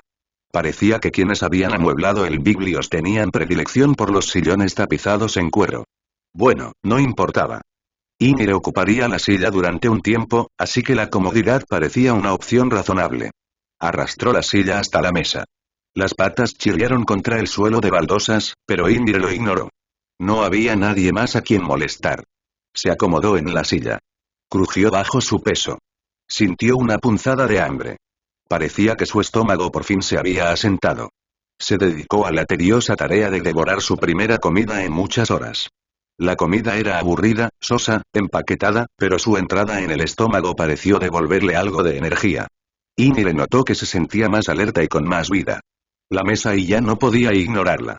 Los pergaminos, grimoríos y pergaminos lo llamaban. Ymir los miró con tristeza. Bueno, suspiró, es hora de que sepa la verdad. Si no puedes decírmelo, no hay verdad que descubrir. Con esa triste declaración, cogió un texto, se reclinó en la cómoda silla y comenzó a leer. Al imperio le gustaba imaginarse como un único monolito, intacto y unido bajo su lisa superficie pétrea. Esto era, por supuesto, un completo disparate. Con más de 1 millón de mundos entre sus miembros, si tan solo un porcentaje fuera en algún sentido extraño, eso significaría 10.000 seres atípicos y raros. Y, por supuesto, la realidad es que todas las sociedades humanas son, al menos en cierta medida, únicas. Todas las civilizaciones planetarias son producto de los triunfos y los errores de los seres humanos que las conforman, una compilación de sus éxitos y sus numerosos fracasos. En lugar de un monolito unido, sería mejor describir el imperio como un auténtico Stonehenge de pseudolitos más pequeños. Bajo la declaración oficial de unidad absoluta había en realidad un sorprendente grado de diversidad cultural y social, aunque hay que reconocer que la mayoría de las culturas estaban absolutamente convencidas de que su camino era el correcto y sus vecinos, en el mejor de los casos, estaban equivocados, quizá más probablemente engañados y tal vez incluso, me atrevo a susurrar esa oscura palabra, eran herejes. La fuerza centrípeta de todo esto era, por supuesto, enorme. Incluso en períodos de relativa calma, el imperio se veía asolado por tensiones en torno a sus numerosos subdogmas y herejías. Hasta cierto punto, la eclesiarquía logró moderar esta presión, o al menos atar a algunos de los posibles combatientes a un debate interminable en el sínodo. Pero, de no ser por la continua presión interna de los muchísimos enemigos del imperio, es probable que todo el edificio se hubiera derrumbado hace mucho tiempo debido al enorme poder de sus propias e inexorables contradicciones.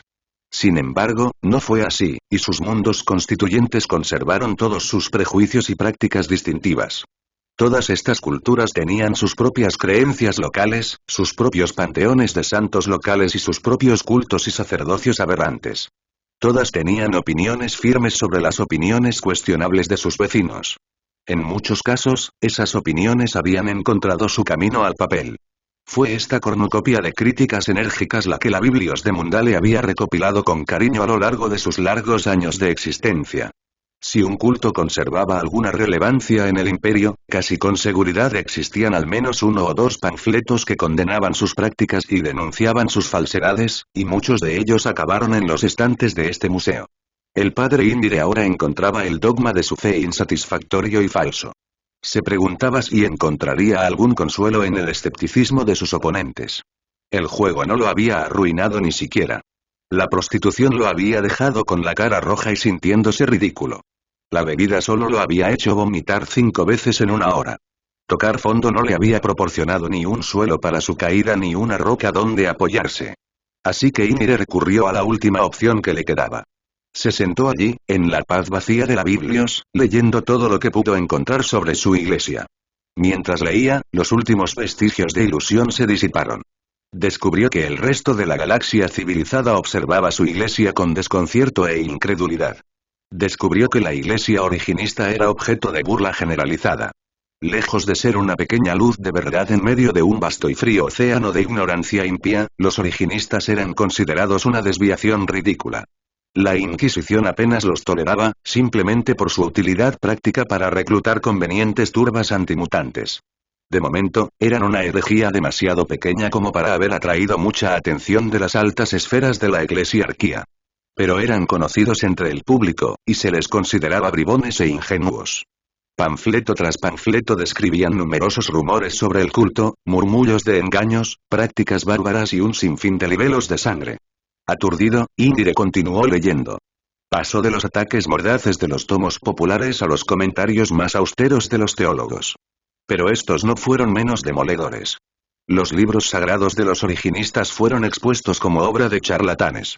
Lejos de ser una revelación única y contundente del emperador, eran obra de múltiples autores a lo largo de varios siglos.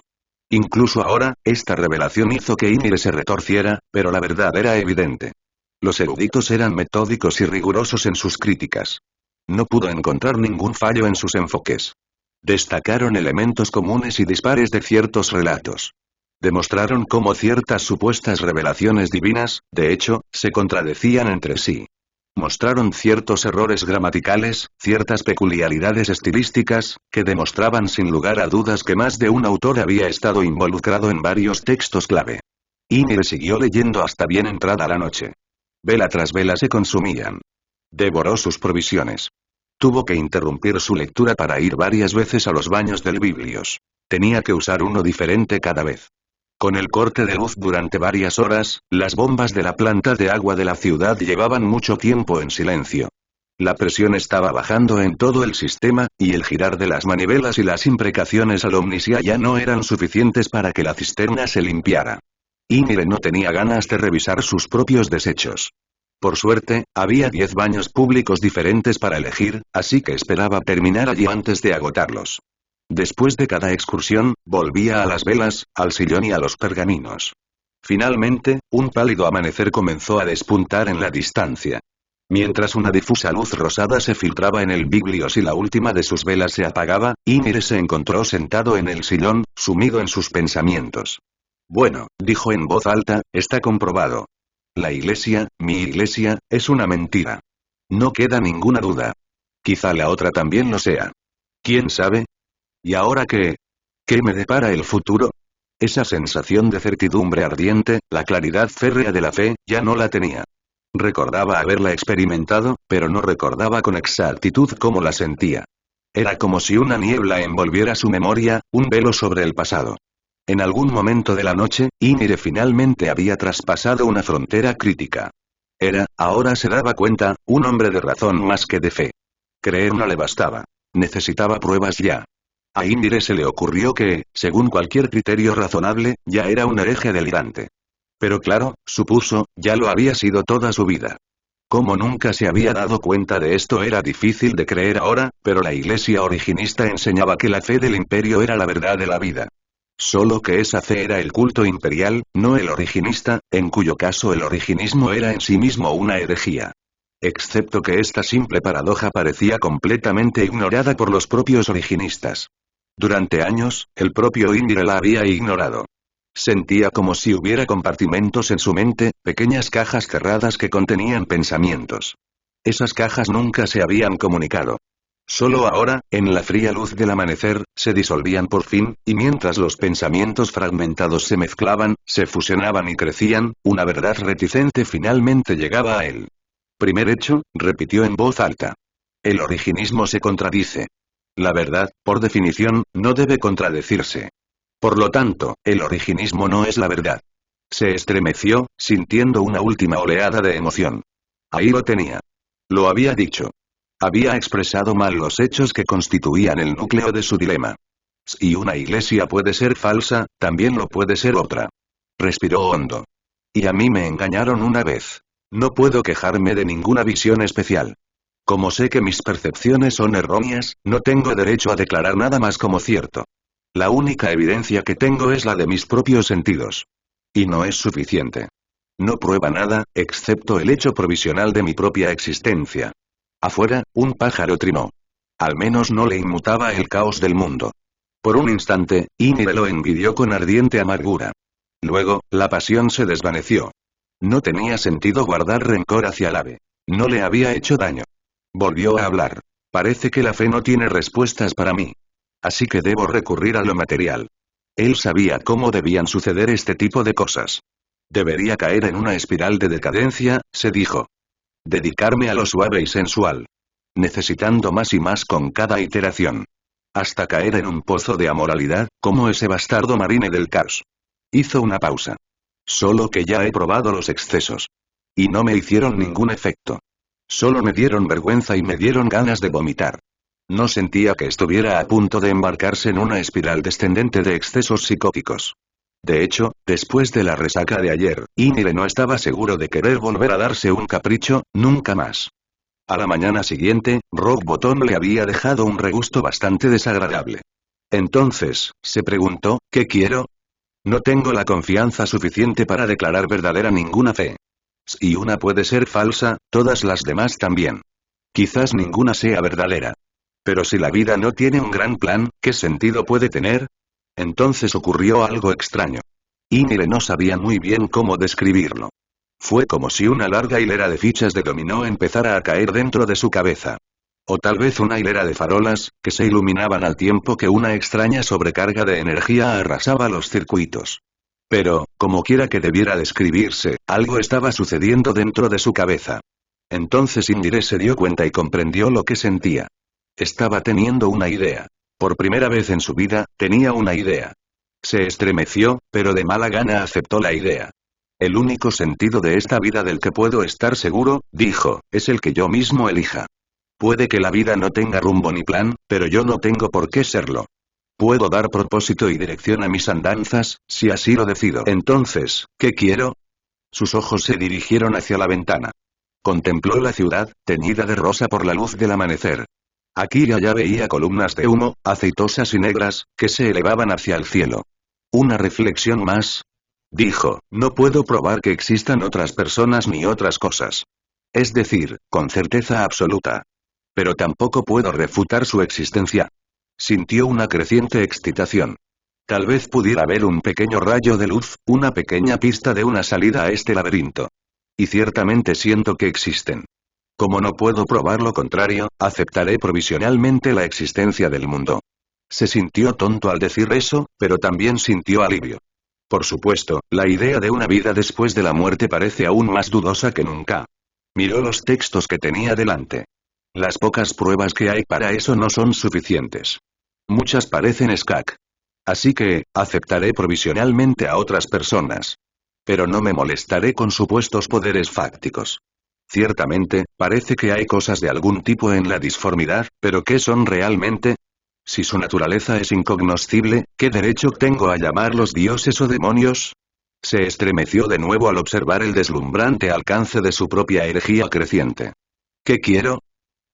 Supongo que quiero ser feliz, básicamente. Quizás no tenga una razón racional para ello. Quizás la felicidad sea solo una confusión química en mi cerebro. Pero aún así, lo quiero, así que ¿por qué no debería tenerlo? ¿Pero qué me lo impide? Miró por la ventana y vio el humo que se elevaba sobre la ciudad moribunda. Es decir, dijo. No quiero existir solo para mí. Volvió a pensar en el Marine del Cars. No soy feliz haciéndolo. No me gusta la idea de que otras personas sufran así. No puedo ser feliz hasta que ellos también lo sean. Esta segunda intuición le atravesó la cabeza sin previo aviso. La silla crujió al recostarse. Sintió que un último error de categoría se desmoronaba en su mente. A lo largo de su vida, Ymire había escuchado tantas interpretaciones distorsionadas de las virtudes del sacrificio y el deber que había llegado a asumir implícitamente que el bien menor del individuo siempre se oponía por completo al bien mayor de la sociedad en su conjunto. Nunca se le había ocurrido que, a veces, sus propios intereses pudieran coincidir con los de los demás, que no necesariamente había conflicto entre el individuo y la sociedad. En otro instante de intuición, se preguntó si alguna vez esta idea se le había ocurrido al Marine del Cars. Quiero que esto pare, dijo. Quiero que cesen las matanzas. Si la gente solo tiene una vida, que sea buena. Pero había otro obstáculo más dentro de su mente. ¿Pero cómo puedo hacerlo? Dijo. ¿Cómo puedo yo, un ser humano pequeño, débil y anciano? ¿Cómo puedo oponerme a un ejército de demonios y maníacos? Se acercaba al núcleo de su verdadero dilema. Se había estado ocultando de él demasiado tiempo. Al salir Octalis, finalmente reconoció que debía afrontar esa verdad. Tragó saliva con repentino nerviosismo. Respiró hondo. Sé algo que podría ayudar. Sé que las fuerzas del caos están activas aquí. Se preguntó brevemente qué implicaba el caos para su recién descubierto ateísmo. Supuso que tal vez se asemejaría a una fuerza destructiva y corrosiva de la naturaleza, una especie de podredumbre o de huracán, más que necesariamente algo genuinamente divino. Recordó a los portadores de la palabra en Geneco. Comprendió que quizá estuvieran tan engañados como él en aquel entonces. Pero ese era un debate para otro momento. Había otro asunto, más urgente, que atender primero. Volvió a hablar.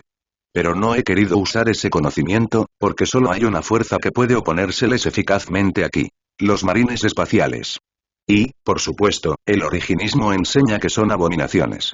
Mutación con otro nombre. Respiró con dificultad. Casi lo había logrado. Podía sentirlo, una creciente sensación de triunfo. Estaba tan cerca de resolver el dilema, la tormenta de dudas y miedo que lo había paralizado durante tanto tiempo. Pero, dijo, todo lo demás que enseña el originismo es falso, así que ¿por qué no esto? ¿Y si los marines espaciales no son más inherentemente pecadores que el resto de nosotros? Si el pecado no tiene sentido, ¿por qué temerlo? Se recostó en la silla. Crujió bajo él. Se desplomó contra el respaldo, exhausto por su lucha interior. Quiero, dijo, que termine esta lucha. Para que la gente pueda vivir la única vida que tiene. Y para lograrlo, para tener alguna posibilidad de lograrlo, tengo que contarles a los cuervos de la tormenta lo que sé. Miró por la ventana, al amanecer. Tengo que ir a Ravenholme. 48 horas antes de que dispararan contra el Gurat, la doctora Leora tuvo un ataque de estornudos. Cuando las últimas convulsiones remitieron, Felonas comentó. ¿Tienes alergias? No, dijo Leora entre sollozos. Sintió un instante de irritación ante la pregunta. Qué tontería molestarla. Solo fue un estornudo. Solo un poco de polvo, creo. Espero que tu mascota no se esté enfermando, dijo una nueva voz. Era Tarrak. Su rostro marcado por las cicatrices miró a Felonas con el ceño fruncido. Eso sería un inconveniente. Leora sintió una nueva oleada de ira.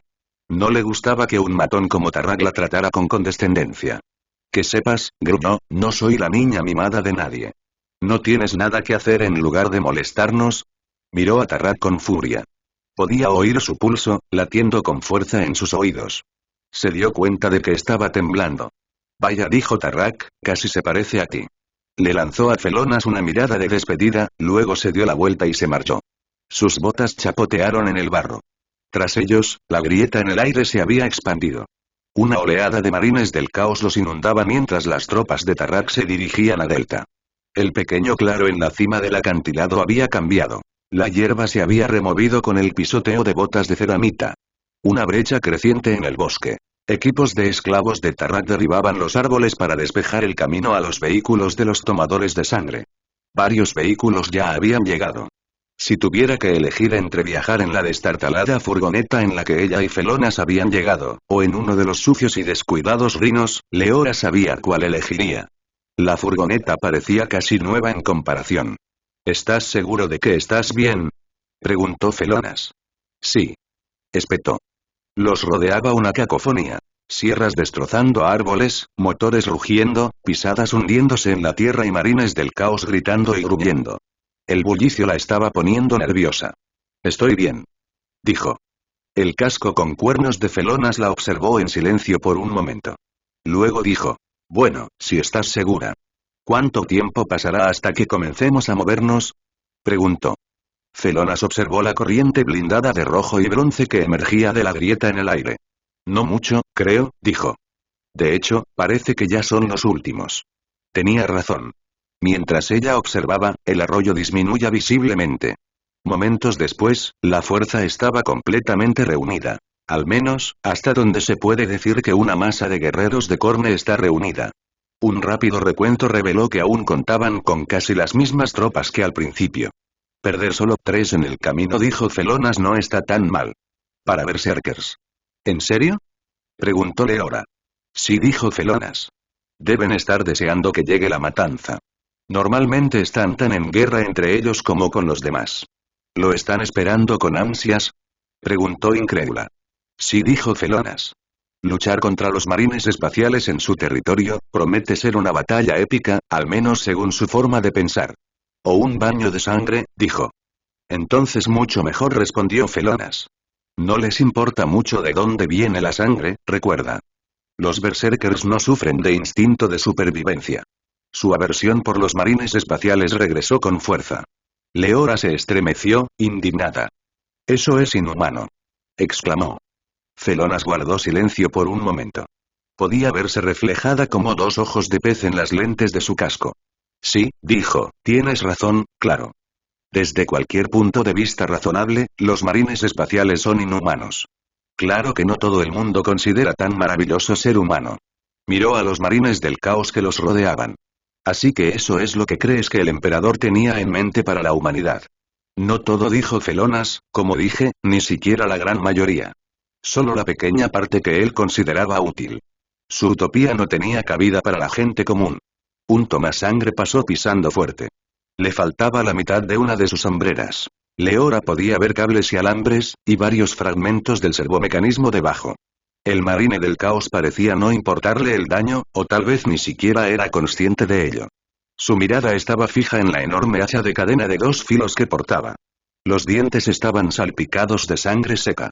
Leora percibió un hedor repugnante, proveniente de los trozos de cartílago podrido pegados a la hoja sierra.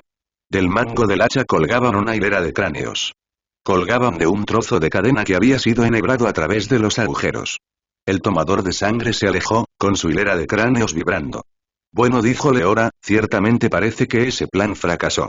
Quizás se podría argumentar que funcionó demasiado bien, reflexionó Felonas. Después de todo, el emperador quería guerreros obedientes y sin sentido, y los consiguió. Así que, cuando sus comandantes se desviaron del mensaje, todos simplemente los siguieron. Quizás el sistema no falló, simplemente funcionó demasiado bien. Un momento. Con la mano libre, metió la mano en una de las bolsas de su cinturón y sacó una pequeña pizarra. Leora observó, perpleja, cómo el hechicero se guardaba la espada bajo el brazo. Sacó un lápiz de alguna parte y empezó a garabatear algo en la pantalla de la pizarra. ¿Qué estás haciendo?, preguntó. No te preocupes, dijo Felonas. Solo lo anoto. Quizás valga la pena repasarlo más tarde. No quiero olvidarlo. Cuando aparentemente terminó de tomar notas, Felonas devolvió la pequeña pizarra y el lápiz a la bolsa. ¿Cuándo nos ponemos en marcha?, preguntó Leora. ¿A Ravenholme? No mucho. ¿Qué pasa con los originistas?, preguntó. Nos reuniremos con ellos allí, dijo Felonas. O al menos esas son las instrucciones que les di. ¿No sería una buena idea unir fuerzas antes?, dijo. Felonas negó con la cabeza. No. Bueno, sí, normalmente lo sería. Pero recuerda que estamos hablando de originistas. Son bastante estúpidos, pero saben más o menos qué forma tiene un marine espacial. Y cuanto menos tiempo tengan para darse cuenta de que sus nuevos, aliados son en realidad la prole de Horus. Felonas resopló. Sí, dijo ella, eso es un punto. Felonas se acercó y bajó la voz. Recuerde cuál es nuestro objetivo, doctor. No pretendemos derrotar a los cuervos. Creo que es poco probable, en general. Lo que pretendemos es atravesar las defensas exteriores y entrar en Ravenholme. Si Tarrak y los fanáticos religiosos sobreviven después de eso, y bueno, eso no nos incumbe, ¿verdad? Ella asintió. Está bien, punto tomado. Las siguientes horas transcurrieron con una lentitud dolorosa. Leora nunca se había parado a pensar en la cantidad de espera que parecía implicar la guerra. Organizar adecuadamente a un grupo de marines del caos, furiosos, díscolos y violentos, llevó tiempo. Durante el tiempo que los tomasangre habían tardado en cruzar la grieta, se habían desatado varias peleas en la vanguardia. Antes de que la situación se descontrolara, Tarrak tuvo que eliminar personalmente a varios de los tomasangre más inestables. Finalmente, todos fueron subidos a los vehículos correspondientes y se talaron suficientes árboles para llegar a la pista forestal más cercana. El convoy partió. Tarrak no se molestó en avisar a sus esclavos primero. Varios de ellos quedaron aplastados bajo las orugas del tanque y el resto se dispersó. Observaron con desconcierto y abandono cómo el convoy se alejaba. Algunos miraban hacia la grieta, sin saber qué hacer. Otros decidieron que sería un buen momento para desaparecer en silencio en el bosque. Varios ejemplares particularmente desesperados simplemente permanecieron allí, apáticos, cerca de la grieta. Sin refugio ni provisiones, sus probabilidades de sobrevivir en el bosque eran escasas. Pasaron 10 horas cuando Leora tuvo su siguiente ataque de estornudos. Para entonces, el convoy ya había salido de los bosques y regresaba a zonas cultivadas y pobladas. Hasta el momento no habían encontrado resistencia. En parte se debía a la deshabitación de su zona de llegada. En parte, a la completa desorganización que azotaba Delta. Había satélites de vigilancia y todo tipo de sistemas de alerta automatizados, pero quienes los pilotaban llevaban semanas sin cobrar. La mayoría estaban más preocupados por dónde vendría la próxima comida que por sus trabajos, e incluso los que aún estaban preocupados por su trabajo, pocos estaban en sus puestos. Aún así, era inevitable que, tarde o temprano, una expedición de esta magnitud atrajera cierta atención. Entre el personal de defensa que había logrado encontrar la motivación para ir a trabajar y el subgrupo de ese grupo que pudo llegar físicamente algo imposible en todas partes, dada la intensidad de la inestabilidad ya habían notado algunos indicios de movimiento en el bosque. Algunos de los equipos de detección más exóticos de los satélites detectaban algo extraño cerca de las cataratas. Después de todo, la fisura espacial de Felonas no era precisamente una construcción sutil. Dado que las miradas empezaban a volverse en esa dirección, era solo cuestión de tiempo antes de que se avistara la aparición del convoy. Se notó la presencia del convoy. No respondió a ningún intento de contactar con sus comandantes. Aunque los vehículos se asemejaban a los patrones astartes, las marcas y colores no eran los de los cuervos. Normalmente, a estas alturas, las alarmas, tanto figurativas como literales, habrían sonado en medio continente, y el capítulo habría sido alertado enseguida. De hecho, hubo varios intentos de seguir este procedimiento. Sin embargo, el estado de colapso social planetario complicó la estrategia habitual. Las comunicaciones estaban caídas en algunos lugares, ya fuera abandonadas por el personal o dañadas físicamente durante los disturbios. En algunos lugares, había personal y relativa calma, pero no electricidad. En otros lugares donde había electricidad y relativa paz, faltaban personas clave de diversas organizaciones. Las cadenas de mando presentaban fallas, el personal subalterno se vio obligado a asumir funciones de las que no estaba del todo seguro o para las que no estaba informado, y el personal superior se encontraba desconcertado sobre a quién interrogar para obtener información táctica, si es que realmente contaban con las comunicaciones necesarias para recopilar los datos necesarios. Incluso en lugares donde todos estos elementos estaban disponibles y en su lugar, seguían existiendo problemas. Las Fuerzas de Defensa Popular, FDP, de Delta carecían de personal suficiente, y muchos de sus regimientos estaban desplegados fuera del planeta para apoyar a los cuervos. De las unidades de las FDP que aún permanecían en el planeta, muchas estaban dedicadas a la defensa civil y la represión de disturbios. Dado que había muchos más alborotadores hambrientos y sin hogar que tropas, muchas de estas unidades estaban prácticamente inmovilizadas. El redespliegue requeriría un tiempo precioso. Esto era fundamental para el plan de Felonas. Atacar Ravenholme con rapidez y fuerza, antes de que las fuerzas de defensa locales tuvieran la oportunidad de lanzar un contraataque efectivo. No se hacía ilusiones de que las fuerzas del Tanas permanecerían confundidas para siempre. Un ataque a la fortaleza monasterio sin duda desencadenaría algún tipo de respuesta, pero lo único que necesitaba era entrar. No le preocupaba demasiado lo que sucediera después, y desde luego no le preocupaba la esperanza de vida ni de las tropas de Tarrak ni de los originistas. Eran un medio para un fin, y nada más. A pesar del caos que envolvía el planeta, aún había cierta resistencia aquí y allá. Era de esperar, y de hecho, Felonas contaba con ello.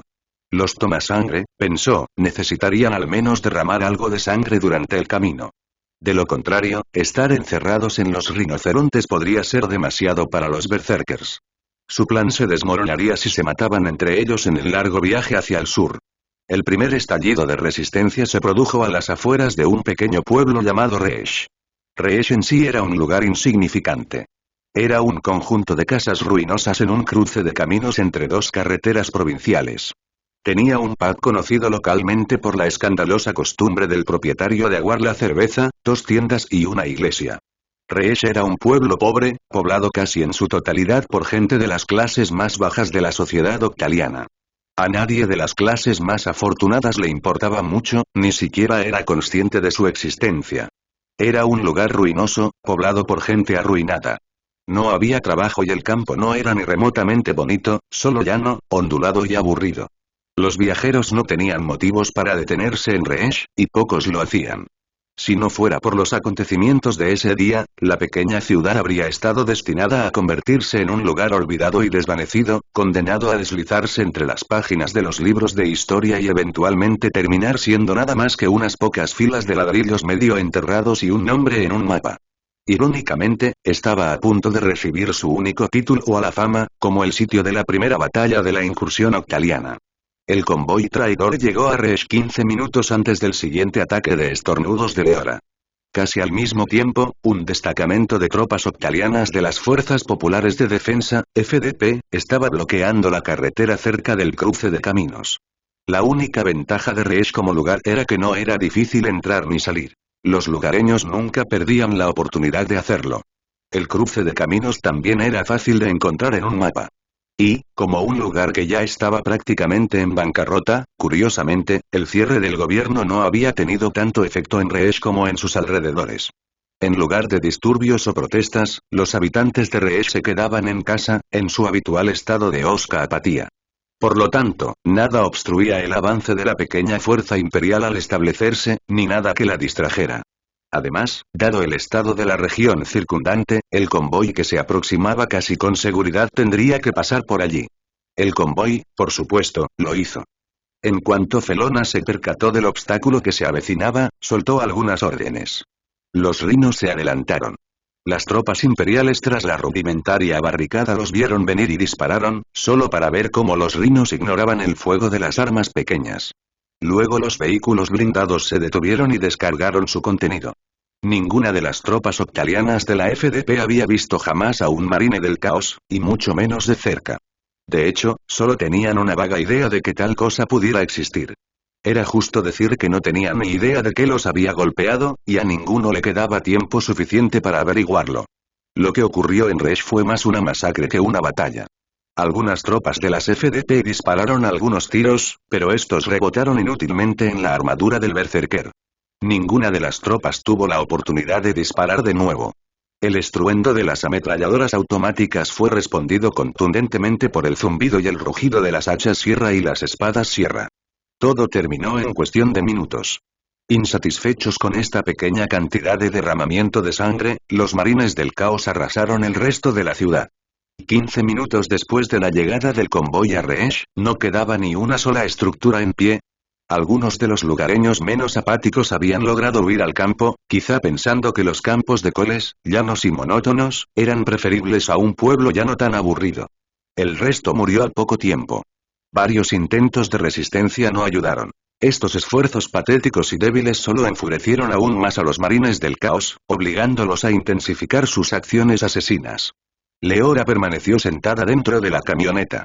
Oyó el aullido de las cuchillas sierra. Oyó disparos y gritos. Oyó crujidos, golpes sordos y otros ruidos. Al cabo de un rato, un olor a quemado invadió la camioneta, seguido de un olor caliente y cobrizo. Leora lo olió. Ese aroma cobrizo le llamó la atención. Frunció el ceño. El ataque de estornudo se produjo sin previo aviso. Estornudó durante varios minutos. Felonas la observaba con la cabeza inclinada. Finalmente logró controlarse. ¿Qué? Preguntó ella mirándolo fijamente. ¿Sabes qué es una alergia? Preguntó Felonas. Ella frunció el ceño. Sí. Una respuesta inmunitaria descontrolada. Felonas, soy médico. Lo recuerdas, ¿verdad? ¿Pero por qué tu cuerpo ha decidido generar una respuesta inmunitaria ahora? Preguntó Felonas. Al fin y al cabo, no está siendo atacado por nada. ¿O sí, doctor? Leora se sintió molesta. Estaba a punto de soltar un comentario sarcástico cuando oyeron un golpe en la puerta de la furgoneta. La furgoneta se balanceó sobre las ruedas y el sonido retumbó en el pequeño espacio. «¡Abran!», gritó la voz de Tarrak. Felona suspiró. «Déjame encargarme de esto». Se levantó, agachándose un poco para no clavar los cuernos de su casco en el tejado. Se acercó pisando fuerte y señaló la puerta con la espada. La puerta se abrió con un clic. «¿Qué quieres?», preguntó Felonas. «¿Por qué seguimos aquí sentados? ¿Aún no te has encargado de todos?». Tarrak estaba de pie justo afuera. Su hacha motosierra goteaba sangre fresca y sujetaba con indiferencia su volter de asalto con la otra mano. Su traje de exterminador estaba salpicado de sangre fresca. Leora notó que tenía más sangre alrededor de su boca agrietada. Le sorprendió su propia reacción. Lejos de sentirse disgustada por la atrocidad implícita, una parte de ella sentía que era la primera cosa sensata que veía hacer a Tarrak. Supuso que incluso los marines del caos tenían que comer a veces. Tu médico de cabecera, gruñó Tarrak. Tráelo. Lo necesitamos. ¿Traerlo? Leora casi explotó en ese instante.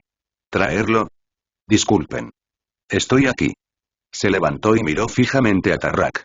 Dentro de la furgoneta, estaba a más de 30 centímetros del suelo, así que lo miraba directamente a los ojos. No se sintió intimidada en absoluto por el enorme traidor. Simplemente sintió rabia. Después de todo el trabajo que había invertido en este plan, que la trataran así. Furiosa, avanzó a zancadas. Saltó a la carretera. ¿Y dónde está tu mercancía dañada?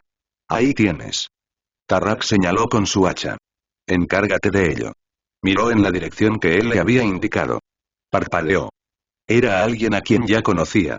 Skirik, del interior del Maal. Estaba a cierta distancia. Por alguna razón, Skirik había entrado en la embestida sin casco. Uno de los soldados de las FDP, que se encontraba bastante mejor que cualquiera de sus compañeros, había logrado herir al marine del caos. Skirik sangraba profusamente por un lado de la cabeza y no podía enfocar bien la vista. Leora se acercó, observando críticamente la herida. Sentía un notable desprecio por el tomasangre que tenía delante. Notó que su casco estaba enganchado al cinturón. Bueno, le dijo a Skirik, eso no fue muy ingenioso, ¿verdad? Con el rabillo del ojo, notó que Felona se había alejado de la camioneta. No estaba cerca de ella, pero se había posicionado desde donde podía ver bien el encuentro. A su alrededor, el humo se elevaba lentamente desde los escombros. Trozos de madera y montones de ladrillos desplazados se esparcían por todas partes. Aquí y allá, se prendían fuego. Había cuerpos humanos esparcidos por todas partes. Se oyó un ruido molesto que intentaba captar su atención. Irritada, lo ignoró. Había algo mucho más interesante en lo que centrarse. Era rojo, líquido, y salpicaba todo lo que la rodeaba. Ese peculiar olor a cobre, se dio cuenta de que era sangre. Se sintió ridícula por un momento. Leora supuso que debería haberlo notado antes. Aspiró profundamente. Era un olor fascinante. Nunca se le había ocurrido lo diferente, lo interesante que era el olor a sangre. ¿Y me estás escuchando? ¿Humano inútil? Parpadeó. Ese ruido que había ignorado, era Skirik hablando. Le había estado diciendo algo, y ella lo ignoraba por completo. Lo miró de reojo. ¿Podrías callarte, por favor? Estoy viendo toda la sangre. Notó que Felona se estremecía. ¿Por qué había reaccionado? Parecía obvio que toda la sangre derramada era lo más interesante de la zona. ¿Por qué nadie querría mirarla todo el día? De hecho, había un gran charco cerca. Podía ver los reflejos del cielo seminublado ondulando sobre la superficie carmín. ¿Estás loca? Oyó decir a Skirik. ¿O eres más necrófaga que yo? Hizo una pausa. Ella no respondió. Estaba absorta mirando el charco. Él dijo, con asombro. De verdad creo que sí. De verdad que sí. ¿Es eso lo que tu novio ve en ti? Le hizo un gesto con la mano a Felonas. Leora levantó la vista y sus ojos se posaron de repente en Skirik. Sus fosas nasales se dilataron. ¿Qué acabas de decir? Los ojos de Skirik se clavaron en los de ella. Por un instante, pareció un poco nervioso. ¿Qué acabas de decir? Preguntó con voz áspera. La creciente rabia era casi irresistible. Temblaba.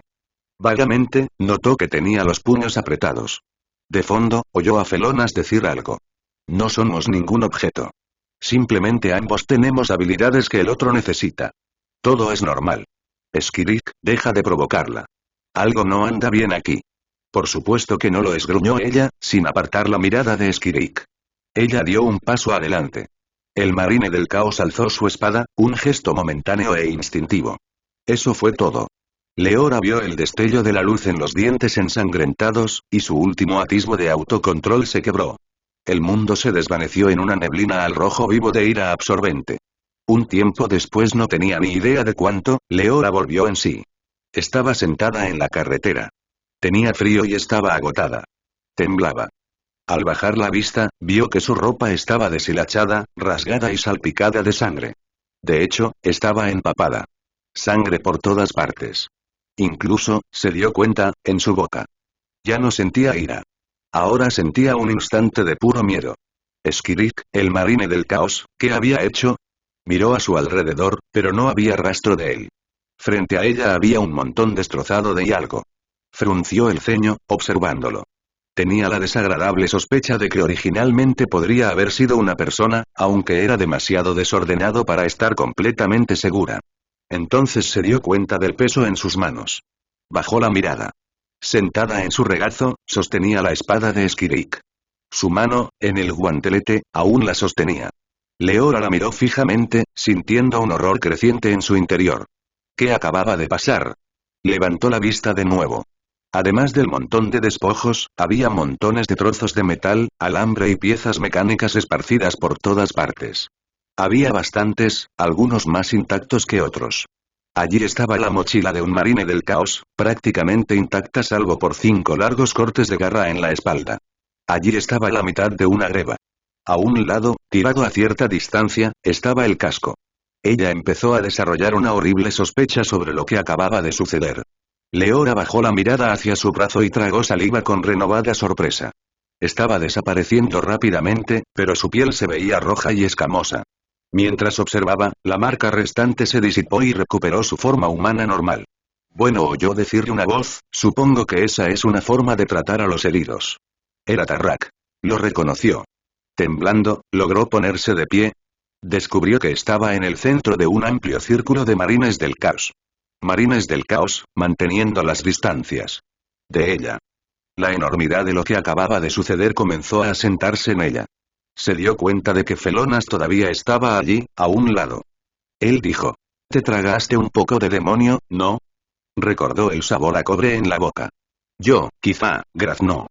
Su voz sonaba seca y le dolía la garganta, como si no hubiera recuperado del todo su forma habitual. ¿Qué ha pasado? Lo hiciste, dijo Felonas. Con Skirik. O mejor dicho, lo que sea que comparta tu cuerpo, le pasó a Skirik. Fue impresionante. Se quedó atónita, mirando el montón de restos orgánicos y de ceramita. Ya atraía moscas. Su zumbido era molesto. ¿Yo, hice todo eso? Felonas asintió. Sí. Volvió a inclinar la cabeza. Creo que me equivoqué. ¿Sobre qué? Preguntó. Tú, dijo. Creí que te impulsaba principalmente la desesperación. Si ese era el sentimiento dominante, quizá llevarte a un lugar contaminado por Korn estaría bien. Pero me equivoqué, ¿no? No estás desesperado en absoluto. En el fondo, estás furioso. Estás muy, muy furioso. Una parte de ti solo quiere destrozar cosas, ¿verdad? Ella lo miró boquiabierta sin saber qué decir. Continuó. Probablemente no es eso lo que te has dicho a ti mismo. Imagino que tienes algún tipo de justificación encima. Debes tenerla, para haber aguantado tanto tiempo. De hecho, dado lo que vive dentro de ti, debes de tener un autocontrol impresionante. Sobre todo teniendo en cuenta que se trata de una posesión accidental, no planificada y pactada. Cuando te transformaste entonces, pensé que te habías ido. Para siempre. ¿Transformada? Se estremeció. ¿Yo, qué? Cuando adoptaste la forma del demonio, le dijo Felonas. Justo antes de destrozar a Skirik. Con tus propias manos. Bien hecho, por cierto. Era un pequeño escaque realmente irritante. Creo que la calidad de vida promedio en la galaxia acaba de mejorar un poco, de hecho. ¡Qué alivio! ¿Yo ya era un demonio? Más o menos. Mira, no puede vivir aquí. Este continuo no admite daimoniones. Les cuesta mucho trabajo vivir aquí. Es como teletransportar humanos al vacío del espacio. Simplemente no es un entorno para el que estén diseñados. Pero si puede protegerse, ahora mismo, te está usando como, supongo, una especie de periscopio carnoso. O, usando la analogía del vacío, ahora eres una especie de traje espacial viviente para él. Ella se estremeció. Eso es posiblemente lo más asqueroso que has dicho. Se encogió de hombros. Acostúmbrate. La posesión demoníaca no es agradable. Es algo fundamentalmente asqueroso. Es usar tu ira. Como sacar agua de un pozo. Mientras nuestro universo intenta secarla, desangrarla, puede beber de ti. Reponiendo la energía psíquica que sigue perdiendo. Quizás por eso no te ha consumido de golpe. Eres demasiado el anfitrión perfecto. Probablemente no vuelva a tener otra tan buena como esta pronto. Así que necesitas ser un poco más suave, al menos por ahora. Los demonios tienen cierta astucia, y sin duda entienden el egoísmo. Se metió la pistola bajo el brazo y buscó la bolsa con la pizarra. Esto es bastante inesperado. ¿Debería tomar nota? ¿Y ahora qué? Preguntó Leora. ¿Y ahora qué? Felonas había sacado la pizarra y estaba trasteando con la clave. Oh, seguimos hacia el sur. Cuando lleguemos a Ravensolme, encontraremos una resistencia particularmente fuerte y te soltaremos. ¿Qué?